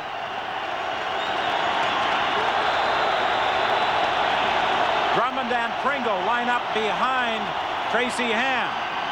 Ham gives to Pringle, and he gets into the clear and picks up a first down with a run of 6, stopped by Dave Chaters. This is one of the things when you're controlling the tempo. The offensive line, you see them coming off right here, getting into their blocks, standing up BC defenders. Everyone is upright, and when you can allow that to occur, Mike Pringle will make it easy running for him, finding those seams. As we saw earlier, this offensive line averages about 300 pounds. Chaters tips the scale at about 250, so he really is fighting a heck of a battle in the middle. 1st and 10 from the 48. Handoff again to Pringle, and up the middle. He is met, and they try to drive him back, but his progress will be good for about 3 yards. BC's defense now is a situation that they can be a little more productive with things, take a little chance. If they stop Baltimore 1st and 10 and make them go 2nd and 8, 2nd and 7, anytime that Tracy lines up and he's 2nd and 1, 2nd and 2, it opens up his whole repertoire of plays out there. On 2nd and 7, Chaters goes out. Collier comes in as a nickelback. And he moves over to line up against Alexander. Incomplete. It was intended for Washington. It was a high throw, and Barry Wilburn was defending against him. Well, that time that was an errant throw by Tracy Ham. The pocket was there. His offensive line gave him the time to find Alexander downfield, but the ball was just too high and slightly on his back shoulder. When was the last time you saw a CFL game where they played 12 minutes of any quarter without throwing a pass, or until the 12-minute mark of a quarter before they threw a pass?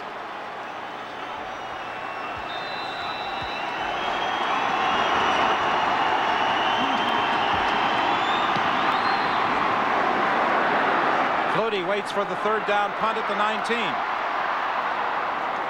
And he's down as he gets it back to the 27. 2:47 the time remaining in the 3rd quarter at BC Place Stadium. Recognized as the best of the lot today. BC within 3, and let's go down to field level and bring in Steve Armitage. Scott, we have an injury update on Kent Austin. The injury that occurred late in the second half, not as serious as the one that sidelined him against the Calgary Stampeders. If necessary, and the way Danny McManus has played, it may not be necessary. Kent Austin could come back into the ballgame. Well, the good thing for BC is that he was able to return from the locker room at halftime. Julio Caravata is the number 3 quarterback on the BC roster. He has had limited playing time this year. McManus throws deep for Alexander.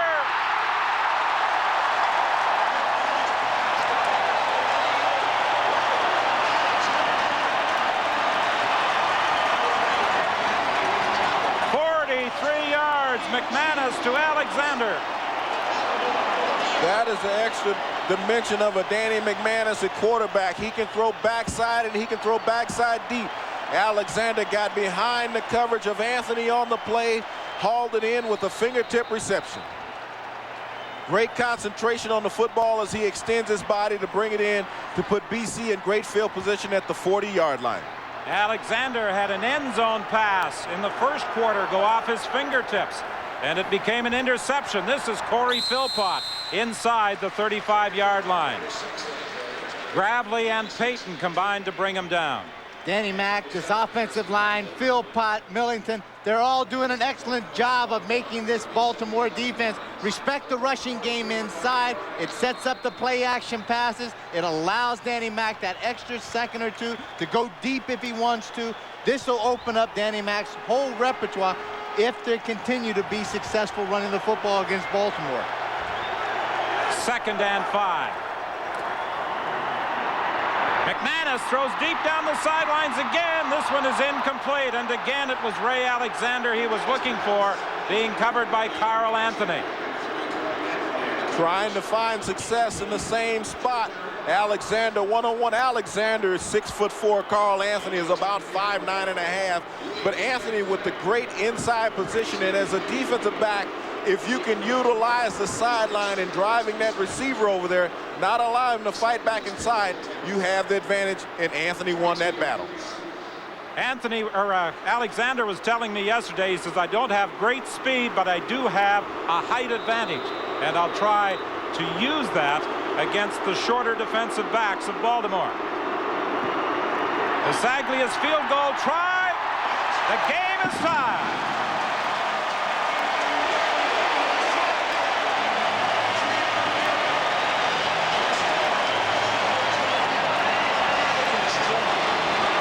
The BC Lions have been in 2 playoff nail-biters this year against Edmonton and Calgary, and it looks as though they'll be in another with 52 seconds remaining in the 3rd quarter, and the game is tied at 20. Don, this is football CFL style, nail-biters down to the end. And in a CFL game, you never walk away because it always can come down to the last team with a possession. Louis Pasaglia has been in this position many times throughout his career, and once again, he delivers. Scott talked earlier about the Outstanding Player Award. I'm glad I don't have to make the choice today. It could be the toughest choice of all time, CFL, in a Grey Cup game, because we've had outstanding players on both sides. We've had Sean Millington, Lou Pasaglia. Tracy Ham has made his bid also. Outstanding plays on both sides and on both sides of the football.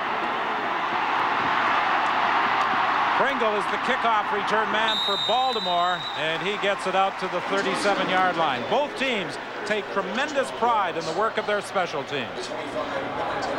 Excellent pride, and as they know up here, that special team is a real true 1/3 of the ball game. It is crucial, and we both of us mentioned, as far as James and myself, how important it would be to whichever team was the most disciplined, get some of the breaks, and make big turnovers happen, special team-wise, has the best chance to win this football game. Now, can Baltimore stem the tide? BC has gotten the crowd and the momentum once again. 3 receivers wide to the right. Ham empties the backfield, rolls to his right. He has John Earl leading the way. Now he's forced the other way, and Newby is going to pull him down.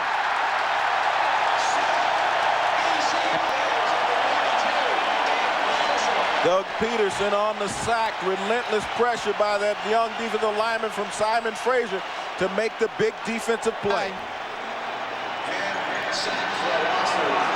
Take a look now as Tracy's going to go out. He's going to come back. They're going to try to force outside, come with also Chapman, but here comes the containment in the back. Nobody is losing their responsibilities, and they're able to corral him. If he's going to run it, he's going to have to run it right up the gut, and there's people there waiting for him. Now he has to take a thing, and that allows Peterson to come in and make the sack. Newby made the initial contact. Peterson finished the job. 2nd and 19. This should be the final play of the 3rd quarter. Ham's in trouble again.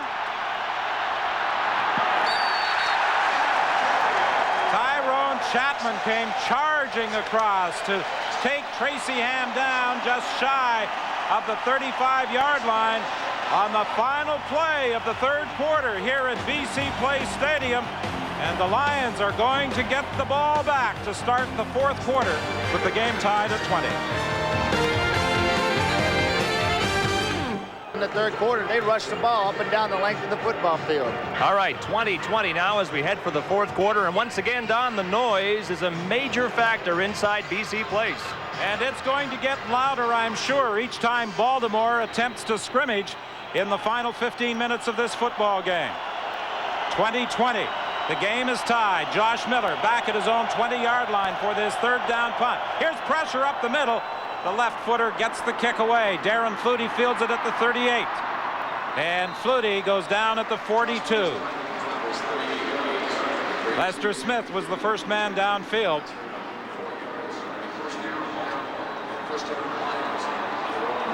Danny McManus coming on in relief of Kent Austin, as he did in 2 playoff encounters, has brought the Lions back into a tie. The BC Lions have outrushed Baltimore 154 to 130, and this comes as a major surprise when you look back at the game on October 22nd, when Baltimore ran for 249 yards and BC managed just 45 yards along the ground. But I think the key to that is that Baltimore utilizes a one-back attack where BC has utilized both of their running backs, Sean Millington along with Corey Philpott this afternoon. And Sean Millington has given the running game that extra boost because that big horse has made people miss, and he's got out on the corner and outrun people. Rutgers grad Scott Miller is the injured player. He's the long snapper on that punt, so then when they lined him up, he's in a very vulnerable position. He has that head down, and they just line somebody up right over top of him, and they work on him and pound him. It's a very physical Grey Cup.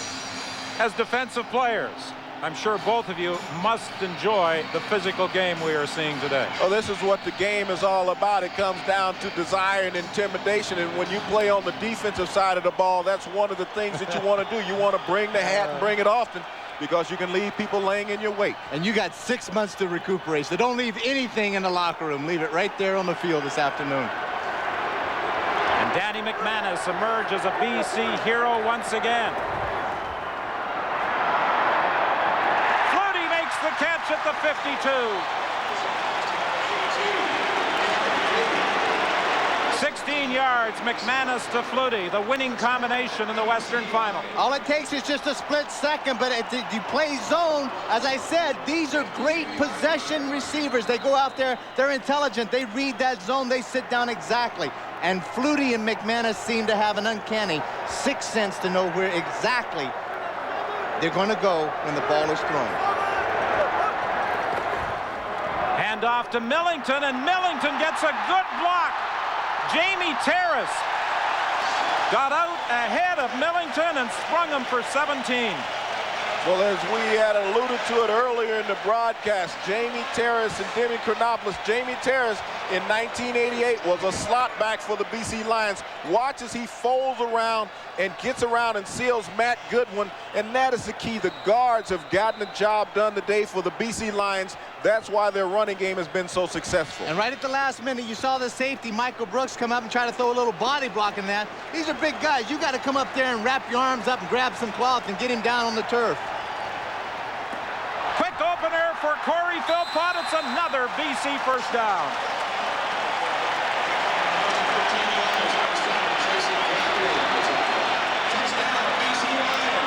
"13 yards for Philpott." A lot of consideration was given to the size of the Baltimore offensive line coming into the game, but it's the quickness of the BC offensive line as we see the rushing numbers on the board right there. Sean Millington with 85, and this offensive line is getting off the ball quick, getting into the defenders, creating seams. They go with Millington again. This time he's stopped as he gets to the 20-yard line, but what a tremendous 1-2 punch along the ground. Philpott 11 carries for 80, Millington 9 carries for 85. You don't know who it is. You got the lesser of two evils there. Who do you think you're going to try to take away? And one thing that can be done right now is O.J. Brigance. He gets in there. He's been in this building before. He knows what it's all about. He's going to take away Sean Millington as he did on that 1st and 10 play. 12:22 remaining in the ball game. 2nd and 8, BC. Handoff again to Millington, and he is stopped at the line of scrimmage. And that means Lou Pasaglia will come into the game to try and put BC in front. Well, when it needed be, Baltimore was able to bow up their backs and stop the running game. But we talked about the lack of passing in this game, and Danny McManus didn't want to risk a potential turnover, thought he would keep it on the ground. He was well within Louis Pasaglia field goal range and play it safe and come out with at least 3 points. Well, I'd have to suggest a little bit. They had so much momentum going prior to that, about 5 to 6 plays in a row. But all of a sudden, those 2 last rushing plays of BC, those guys didn't get off the line quite quickly. It didn't look like they were running with a lot of determination. And the BC Lions, since early in the 1st quarter, have the lead with 11:51 remaining at BC Place Stadium. I don't think Doug will ever be referred to as the other Flutie, but it's Darren who has stolen the spotlight from Doug over the last couple of weeks. And Doug Flutie is here, and earlier this week was the recipient of his 4th straight Outstanding Player Award. But he wanted to be here as a player. Instead, his brother Darren is. From the 35, 1st and 10. Ham being chased by Angelo Snipes, and he throws it out of bounds. And that's something the Lions are doing. They're getting their 2 outside men, Snipes and Robertson, up into the face of Tracy Ham. Well, what Tracy Ham hasn't done here in the 2nd half is found a way to slow down the rush. You have to come with some quick passes. In the 1st half, they had the slip screen working very effectively, and they've gone completely away from that. See on that replay, Snipes giving his complaints about being held by Perdanish, but there was no call on it. He's just got to keep working hard. Do that speed rush on the outside again. 2nd and 10. Ham completes the pass to Pringle, and it comes loose. It's picked up by the Lions.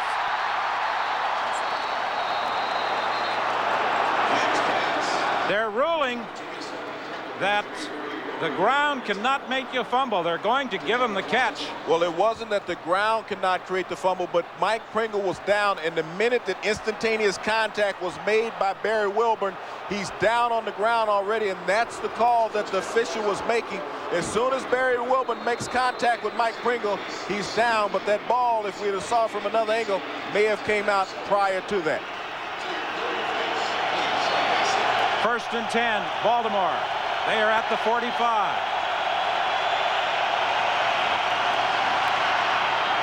Washington has made the catch deep. And he takes it out of bounds at the BC 10.5.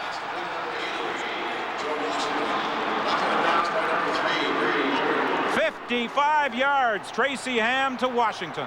Anytime that you lose a player the caliber of Walter Wilson, it doesn't look like you lose much speed or steps or receiving ability when you put a guy like Washington in there.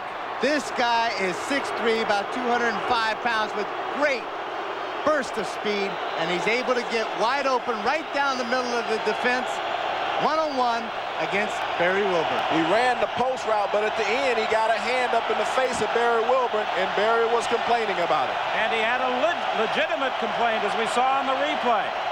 Ham looks over the middle. Drummond can't make the catch. He had an open path to the end zone, but the pass was just a little behind him. You don't get that many opportunities in a football game to score touchdowns. That was one right there that Baltimore blew. They let it get away. Tracy Ham had Drummond circling. He was wide open. The linebacker missed him, threw it behind him. BC made blown the coverage to allow Drummond to get that wide open, and that's when Tracy needs to feel a little touch. Take a little bit off of that pass, because he threw it out there on the rope. Peterson goes out. Collier comes in as an extra defensive back for BC. 2nd and 10 from the 10.5. Tracy Ham on a quarterback draw. A little stutter step, the ball comes loose, and the BC Lions have got it. That ball's still alive. 2 flags down. Collier comes up with the ball.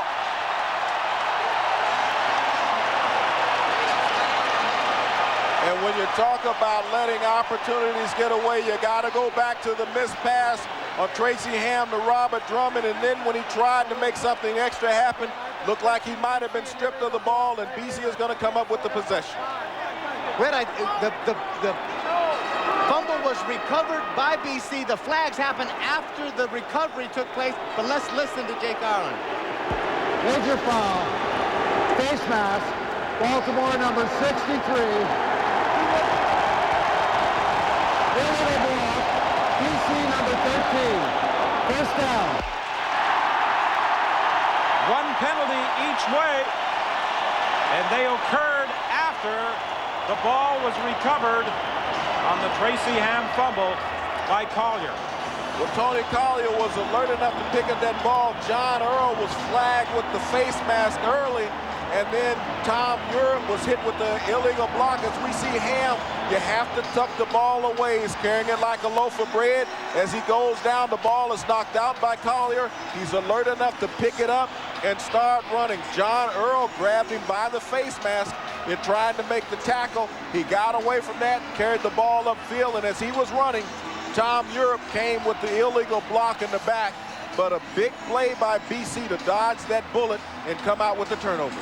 I mentioned earlier in the game, the BC Lions do such a good job of trying to knock the ball loose, and they were able to take it away from Tracy Ham at the goal line. A huge fumble recovery by Tony Collier with 9:27 remaining.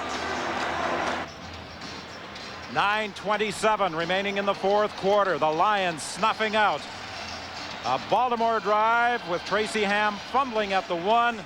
Tony Collier brings it back to the 23. And it was said yesterday when we talked to some of the players and Coach Matthew, you have to capitalize on your opportunity. That was a time right before that. That pass to Drummond is when you have to capitalize and put the ball in the end zone for a major. And BC let one of those prime opportunities that you have to come away with points get away, because not often will you get inside the red zone of your opponent during a game. Hand off to Philpott. He goes wide left. He stepped in the accelerator as he tried to turn the corner and will be very close to another first down. Let's go back again, just take another look at this fumble. Now look how Tracy's holding that ball. I'm not saying the quarterbacks don't get used to holding the ball, but you're in such a crucial area. He's holding it out there like a loaf of bread somewhere. And instead of having it tucked down and cut, he knows he's going to get hit. And Collier came across and made sure and stripped the ball and also came up with the fumble recovery. 2nd and 2.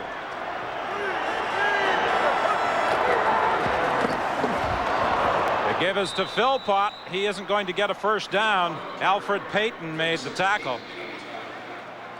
Baltimore slanting up front, taking chances, because when your offense doesn't put the points on the board, the onus comes back on your defense. You have to make the plays and get the ball back in the offensive team's hands, and that's what Baltimore is attempting. With time for one real gutsy call, which isn't going to happen because I can see the punt team come on. So I'm at a little bit of advantage here, folks, and I'll admit to it. But I thought it was about 3rd and a yard or so. At this point in time, I don't know if you go for it and keep the ball out of Tracy Ham's hands. Well, this would be a long 2. It's about 2 yards for a first down, so it would be a chance.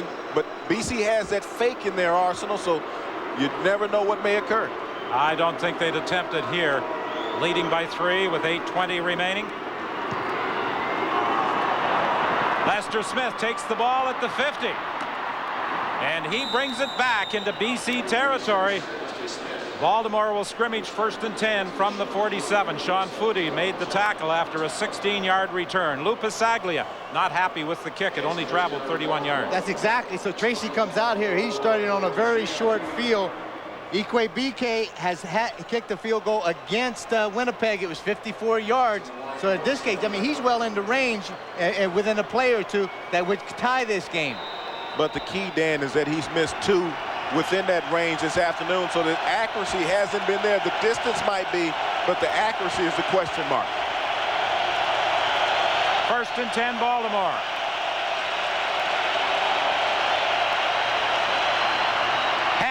Snipes. Looking for Armstrong for a block, and he gets it. He was motioning to Chris Armstrong, I need help, and Armstrong came back to throw a key block. Again, BC, that's a 21-yard gain by Tracy Ham. This is a time when that defensive line up front, some of those linebackers outside, Angelo Snap, just did not get the responsibility as far as containing Tracy Ham, and this where it incorporates everybody. Sometimes you say those receivers aren't that tough. All you got to do is come out there and get your body in the way of Chapman, as he did. That allowed Tracy Ham to pick up another 6 or 7 yards.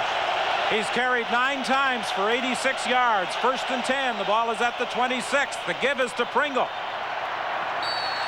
And Snipes is one of those who manages to roll him up as he picks up about 2 or 3 yards. Neil Fort was out attempting to lead the blocking, and Snipes bounced right off it. We spoke earlier in our opening about Baltimore's offensive line having to be able to control the tempo, as we see Neil Fort pulling around the massive 350-pound offensive tackle up on Angelo Snipes. But Snipes able to get low, keep his center of balance, fight off the block, and make the stop on the play. Fort is appropriately named because he is one all by himself. 2nd and 5. Here's pressure from Newby. Ham gets the pass away. Incomplete. Walter Wilson back into the ball game. Tracy Ham had the right call once again. He let the ball get away. Watch the pressure from Newby up top. That's key. Subas was not able to get back quick enough. Ham had to let the ball go quicker than what he wanted. Washington was not able to run under it, but once again, you had a chance for a touchdown, and it got away. Igwe has had more success kicking from the left hash this year than from the right side, and he could tie this game with a 29-yard field goal. 6:34 remains. Might we see only the 2nd overtime game in Grey Cup history? At the top of the picture, as we look outside BC Place Stadium, you see the lights of Grouse Mountain, and ski conditions already are reported to be excellent up there. They have had snow up in the mountains, but down on the lower mainland, it was a beautiful sunny day. 23-23, 6:34 remaining in the 4th quarter. 1961, the only Grey Cup game in CFL history, as Winnipeg defeated Hamilton on an 18-yard overtime touchdown run by Kenny Plain. 1st and 10 BC from the 35-yard line. These fans at BC Place Stadium have been treated to a whale of a football game this afternoon, and wherever you're looking in on the CBC network, we hope you've enjoyed the action.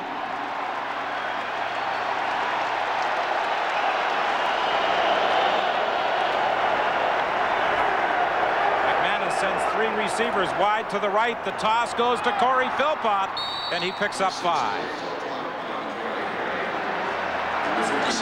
BC is continuously trying to control the tempo of the game by running the ball, and they've had a lot of success. That's what slows down Alfred Payton and O.J. Brigantsov coming hard off the corners. You see Sean Millington getting that initial block there on Alfred Payton. He folds back in and makes the tackle, but when those guys don't have a head of steam, it's hard for them to get to your quarterback. Lester Smith comes into the ball game as an extra DB. Walton goes out, and McManus will try and throw, and he complete. No, it's incomplete. Yo Murphy could not hang on up at the 45. He might have been just a little short of a 1st down anyway, but now the BC Lions will be forced to kick it away. Red, I thought you're exactly right. He's about 2 yards short, and that's what the receivers have to know. If it's crucial that you make the 1st down, you've got to run the route to the 1st yardage marker and at least pick it up. And also the same thing you got to do, not only pick up the yardage, but catch the ball once you get there. Now the tide swing can change ever so quickly in a situation. Baltimore, the last possession, was able to go down and tie this game up. Now BC 2 and out offensively. Baltimore back on the field very quickly with their offense. This is where they need a huge punt from their veteran, Lou Pasaglia. Chapman is going to be onside. But Lester Smith catches the ball back at the 33, and he brings it out to the 42. Passaglia was kicking it to the sidelines in the event that it would take a bad bounce, and Chapman was onside. A 38-yard punt, 9 yards on the return. 5:18 is the time remaining. BC had a 3-0 first quarter lead. Then Baltimore outscored the Lions 17-7 in the second. But BC had a 10-3 advantage in the third, and they've each kicked a field goal in the fourth for a 23-23 tie.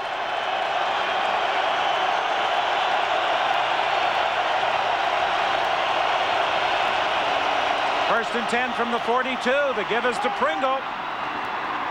It looked as though he was going to be stopped right at the line of scrimmage, and Andrew Stewart gets up and almost says, where did he go? Where did he go? He went behind that huge offensive line. Sharp Ordonich is pulling from his left offensive tackle.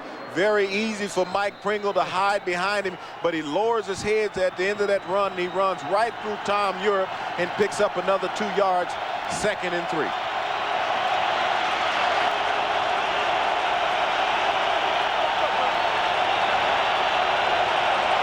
Wilson comes out wide to the left.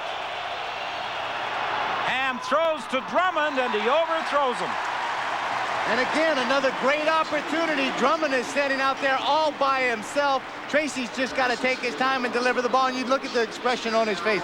He knows he had Drummond exactly where he needed him and just miscued the throw. Dan, you touched on it earlier when you said that Tracy needed to know when to put some touch on the ball when he had Drummond on the crossing route down at the 5-yard line. This time he needed to put the ball on a rope where he had Drummond going up the sideline where he was uncovered, get the ball to him. It would have been a foot race if he'd have caught the ball. Not a very good one, but I tell you what, if Drummond catches the ball in stride, he is gone. The scenery when you chase him is not all that pretty.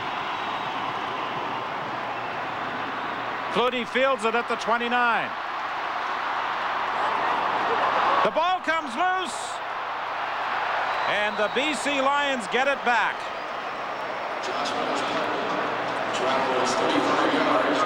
Carl Anthony appeared to knock it away from Darren Flutie, but the Lions got it back. Scott? All right, Tom, well, for CFL players, there is nothing better than winning the Grey Cup, but driving off in this Dodge Ram truck today would also be nice, and the Chrysler Outstanding Player of the Game will. The truck is the prize for the players singled out as the best in the 82nd Grey Cup Championship. There are many, many candidates, as you might expect in a game this close. How about the kickers, Lou Pasaglia and Donald Igwebike? Scott, I won't even attempt to suggest who might drive away with that truck. Members of the Football Reporters of Canada covering the game will make the choice. And they have got a tough one, believe me. James Jefferson is the injured BC player. We got players down on both ends. Tom Benson, the backup middle linebacker for Baltimore, was also injured on that punt return. Make that Lester Smith. But there was a tremendous blow on Darren Flutie on that punt return that dislodged him from the football as he tried to hit the seam. Watch the impact of this blow that he will take that will just dislodge him by Carl Anthony, who put the shoulder right squarely on the football. But McClennan was ever alert to dive in there and scoop the ball out, and then it was picked up by one of his teammates on the play. You'll see it right here, better blow. Watch Carl Anthony. That's football. That's intensity. You go in and you level them. You can see the back end of that football kind of hanging out of the side of Darren Flutie when he tried to tuck it away. But BC got away with one right there. You've got to be lucky to be good and good to be lucky. And that just happened right there, that they didn't turn the ball over to Baltimore on the 25-yard line. 3:49 remaining. First and 10. The ball is at the 28. McManus fakes. He was looking out into the flat for Yo Murphy. It will be 2nd and 10. Charles Anthony was running stride for stride with Murphy. The physical problem that McManus had coming into the game was the contusion in his right thigh. That's his plant leg. And when you're trying to deliver the football, you have to put a lot of pressure on it. And McManus hasn't seemed comfortable in trying to deliver his passes. Okay, guys, tell me if I'm seeing a different game here, but all of a sudden I'm seeing BC come out there, run the ball 1st and 10, Philpott, Millington, and then keep running. Now they come out and want to start throwing the ball. Give themselves some production on that 1st and 10. Well, on 2nd and 10, they're going to throw. There's no question about that. And McManus looks over for Alexander, incomplete, and he protests to the official that he was interfered with by Irvin Smith.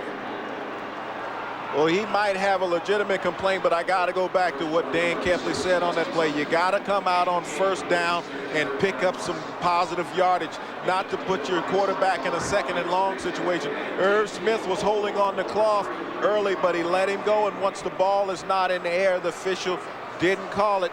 Could have went either way, but now once again Louis Pasaglia is back in the game, Dan, because they went away from what they were having success with. And here it is. Louis has not been kicking that ball so deep, so Baltimore's going to get pretty good field position again. And with Lester Smith hurt, Carl Anthony is the punt return man. And again, an onside man. It's Chapman.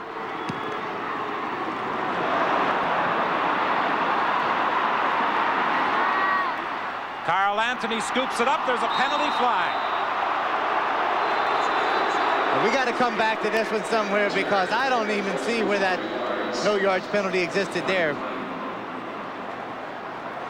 2:54 the time remaining. A 35-yard punt by Lou Pasaglia, 5 yards on the return. With 2:54 remaining, you can almost feel the intensity at the bench on both sides of the field. It's 1st and 10 Baltimore. They are at their own 51-yard line. This BC defense has held this team in all through the course of the whole game. It is time to come up big now. 23-23 is the score. Tracy Ham under pressure from Snipes, and down he goes. And Ham might be hurt.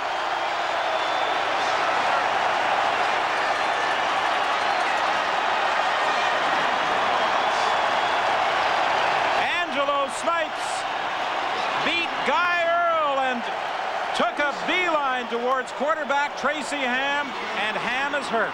And we talked earlier about the offensive line being a key. Guy Earl could not get out from his left guard position to chip out on Angelo Snipes.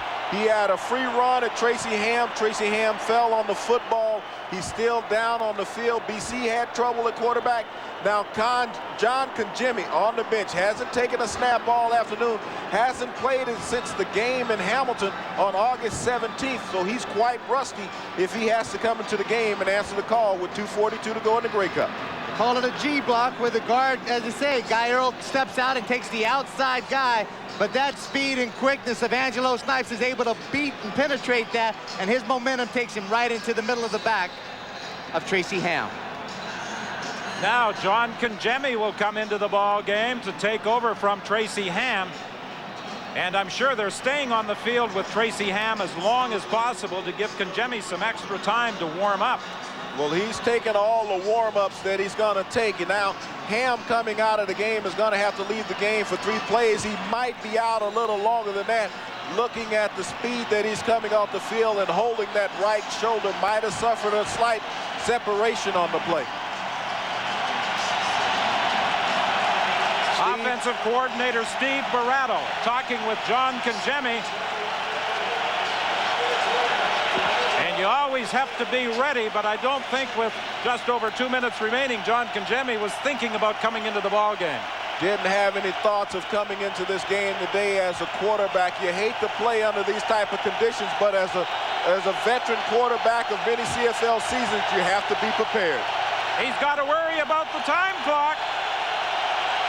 He got it away just in time. Here comes the pressure. Down he goes. Andrew Stewart made the tackle. Hello, John. Welcome to BC Place. Signed, sealed, Andrew Stewart. One of the things when you get John Congemi in the game, and when you look at the BC defense, they know that they've lost the mobile quarterback in Tracy Ham that they must chase. John Congemi is a pocket passer, easy to track down. 55,000 fans have made this the noisiest place anywhere in the country. This time it was the other Earl brother, John Earl, who got beat right up the middle by Andrew Stewart. This is the time when you know you don't have a mobile quarterback back there. You've got to make that block just for a little longer, because he takes a little longer time to get rid of it. Good kick by Miller when they most desperately required one. Flutie is back at his own 35, and he goes out of bounds at the 37. You know, all week people talked about Baltimore's offensive line, and that would be an edge in favor of the American team. They've given up 5 sacks today. A lot of credit has to go to the BC defensive unit and the game plan they had for this afternoon. Well, they've done a fine job. The coaching staff on the defensive side, Michael Gray, the defensive line coach, John Easley, the defensive coordinator, and Gene Gaines have done a wonderful job in preparation. Gene Gaines, as you well know, in Canada, has played in a significant number of Grey Cups himself, and being the defensive coordinator, he has set up just a terrific system against the Baltimore team today. This is the 13th Grey Cup game for Gene Gaines as a coach and a player. Corey Philpott, the ball carrier, stopped by O.J. Brigance. 1:59 the time remaining. Remember, the only overtime game in Grey Cup history, 1961, CNE Stadium in Toronto, when Winnipeg beat Hamilton. And there's Gene Gaines. 4 Grey Cup rings as a player, 4 as a coach. We had just an opportunity, a little Grey Cup trivia about a minute ago. The 1981 Grey Cup between Edmonton and Ottawa was tied 23-23. 2nd and 7. McManus now in trouble. Now he finds Alexander open. Can't hang on. No, they're ruling he's got the catch.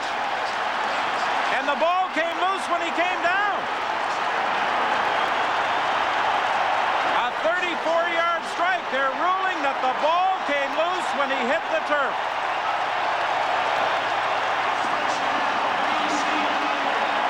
There it is. We're going to take a real good look at it as he catches it. He has possession there. You can't see it. The ball is held. He still has it cradled under one arm when he comes out. He makes contact with the ground. The ball squirts out. The key is, though, you have to have control of the football. I can't say that Ray Alexander ever had control of the football as we see it right there. 2 players, Irv Smith and Ray Alexander, fighting for a big break BC Lions. Got away with one right there. Big play by Gerald Bayless as he got through on Sean Millington. And Millington is down on the play. He took a shot low in the leg, and he's still down. 1:19 is the time remaining. And they're well within Louis Passaglia field goal range. Baltimore has called a timeout. Gerald Bayless did, and take a look.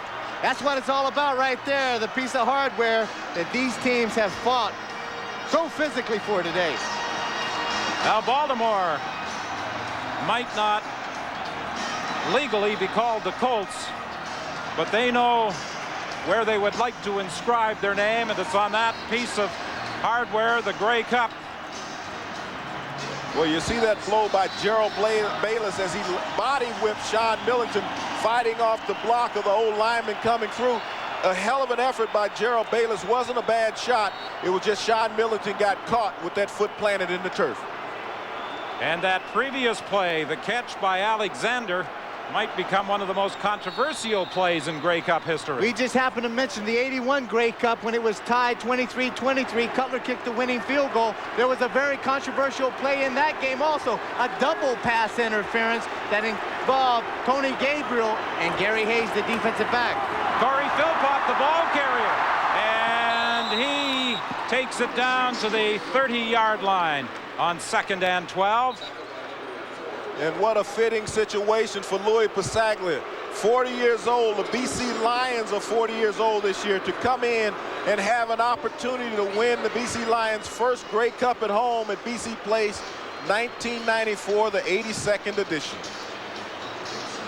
The oldest player in the CFL, Lou Passaglia, has a chance to be a Grey Cup hero, to give the BC Lions a victory at home. A 27-yard winning field goal in the Western semifinal against Edmonton. They didn't need his convert in the Western final against Calgary. A 37-yard attempt for Passaglia. Concentrating, I'm sure, on technique. The kick is up. It's wide. Anthony comes out of the end zone and gets it to the 3 with 1:04 remaining. Shades of the last game when BC played Calgary in the 18th week of the season. Louis had a chance to ice that game away. 37-yard field goal, kicked it wide also. You'll get a good shot of it right here. The plan is good by Flutie. Louis just doesn't get enough of the ball. It's sort of a knuckler coming out. He pushes it to the right, but Charles Anthony had enough presence once he fielded the ball to not down it. He knew he had to get out of the end zone and preserve the point to keep it tied, but Baltimore by no means is out of trouble. Tracy Ham back in at quarterback. 1:04 remaining. Give is to Pringle. The Lions trying to pull the ball out of his grasp. The situation that Baltimore is facing here, if they don't get a first down, and if Josh Miller doesn't get off a booming punt, they're still going to be within Lou Pasaglia field goal range. And the game clock did not move. Now it is moving, but it was still showing 1:04. Little home bias. And BC still has one timeout left. Pasaglia may get an opportunity to redeem himself.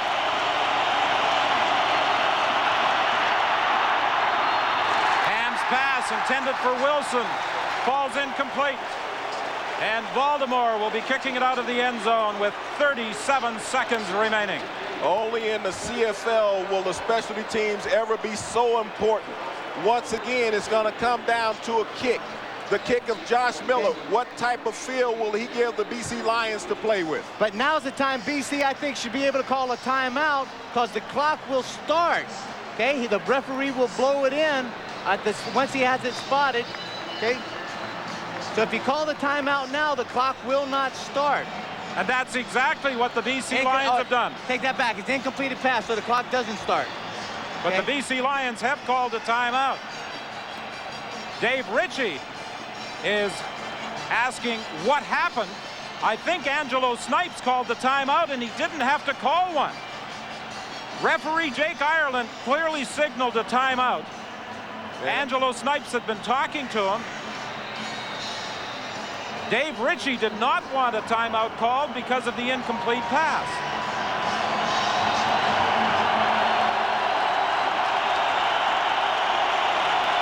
The biggest kick of Josh Miller's life. Will he have enough leg to get a 45, 50-yard kickoff here at BC Place? He's punting out of the end zone. Les Brown tried to come up the middle. Darren Flutie takes it at the 41. And Flutie gets inside the 35. 28 seconds remaining. 23-23 is the score. The Lions will get another opportunity to win it with a kick. Unless something unforeseen happens. You talked about the players from BC who were contemplating retirement. Les Brown, Rob Smith. After this game, they've had long, illustrious careers. Sean Footie, Vic Stevenson. These players would love to go out on this note.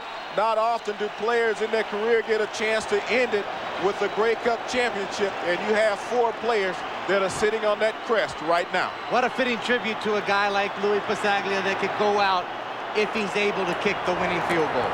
Philpott cuts it back inside and takes the ball down to the 32-yard line with 22 seconds remaining. Well, Louis Pasaglia, you get a look at Louis, the intensity, the concentration, the consummate professional right there, knew that he had that last attempt well within his range, pushed it, but that won't occur a second time if he gets the shot. Folks, it'll still come back to that one catch that was given to Ray Alexander in that call. On second down, Millington takes it to the 31. 11 seconds remaining. Now my question to you, do you kick a field goal or do you punt it through the end zone for 1 point? I kick the field goal. I take the sure 3, leave no doubt about it. Lou Pasaglia with an opportunity for redemption. He can emerge as the Grey Cup hero. And Dave Ritchie can only wonder if his BC Lions will indeed be 1994's team of destiny. When it's it, the time is ended on the clock. This is it for the Grey Cup victory. Pasaglia's kick is up. It's good!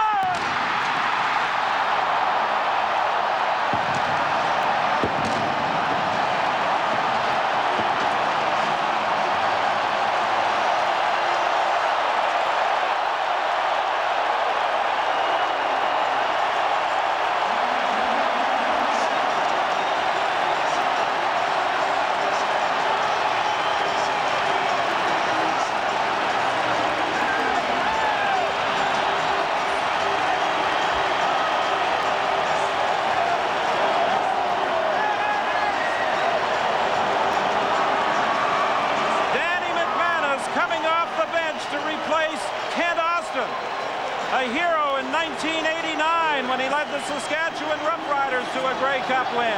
Darren Flutie, the hero who got them to this Grey Cup game. Danny McManus firing the touchdown strike that brought them to the Grey Cup at BC Place Stadium, and Lou Pasaglia with a second chance to be the hero split the uprights for a 26-23 win. Tears of joy on the faces of the coaching staff as the BC Lions celebrate the first ever home field victory in a Grey Cup game since Montreal did it in 1977.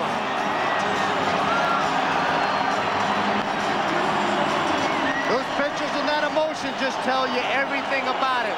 There's Louis. Distraught. And an ovation. Distraught after missing an earlier field goal that many thought might win it.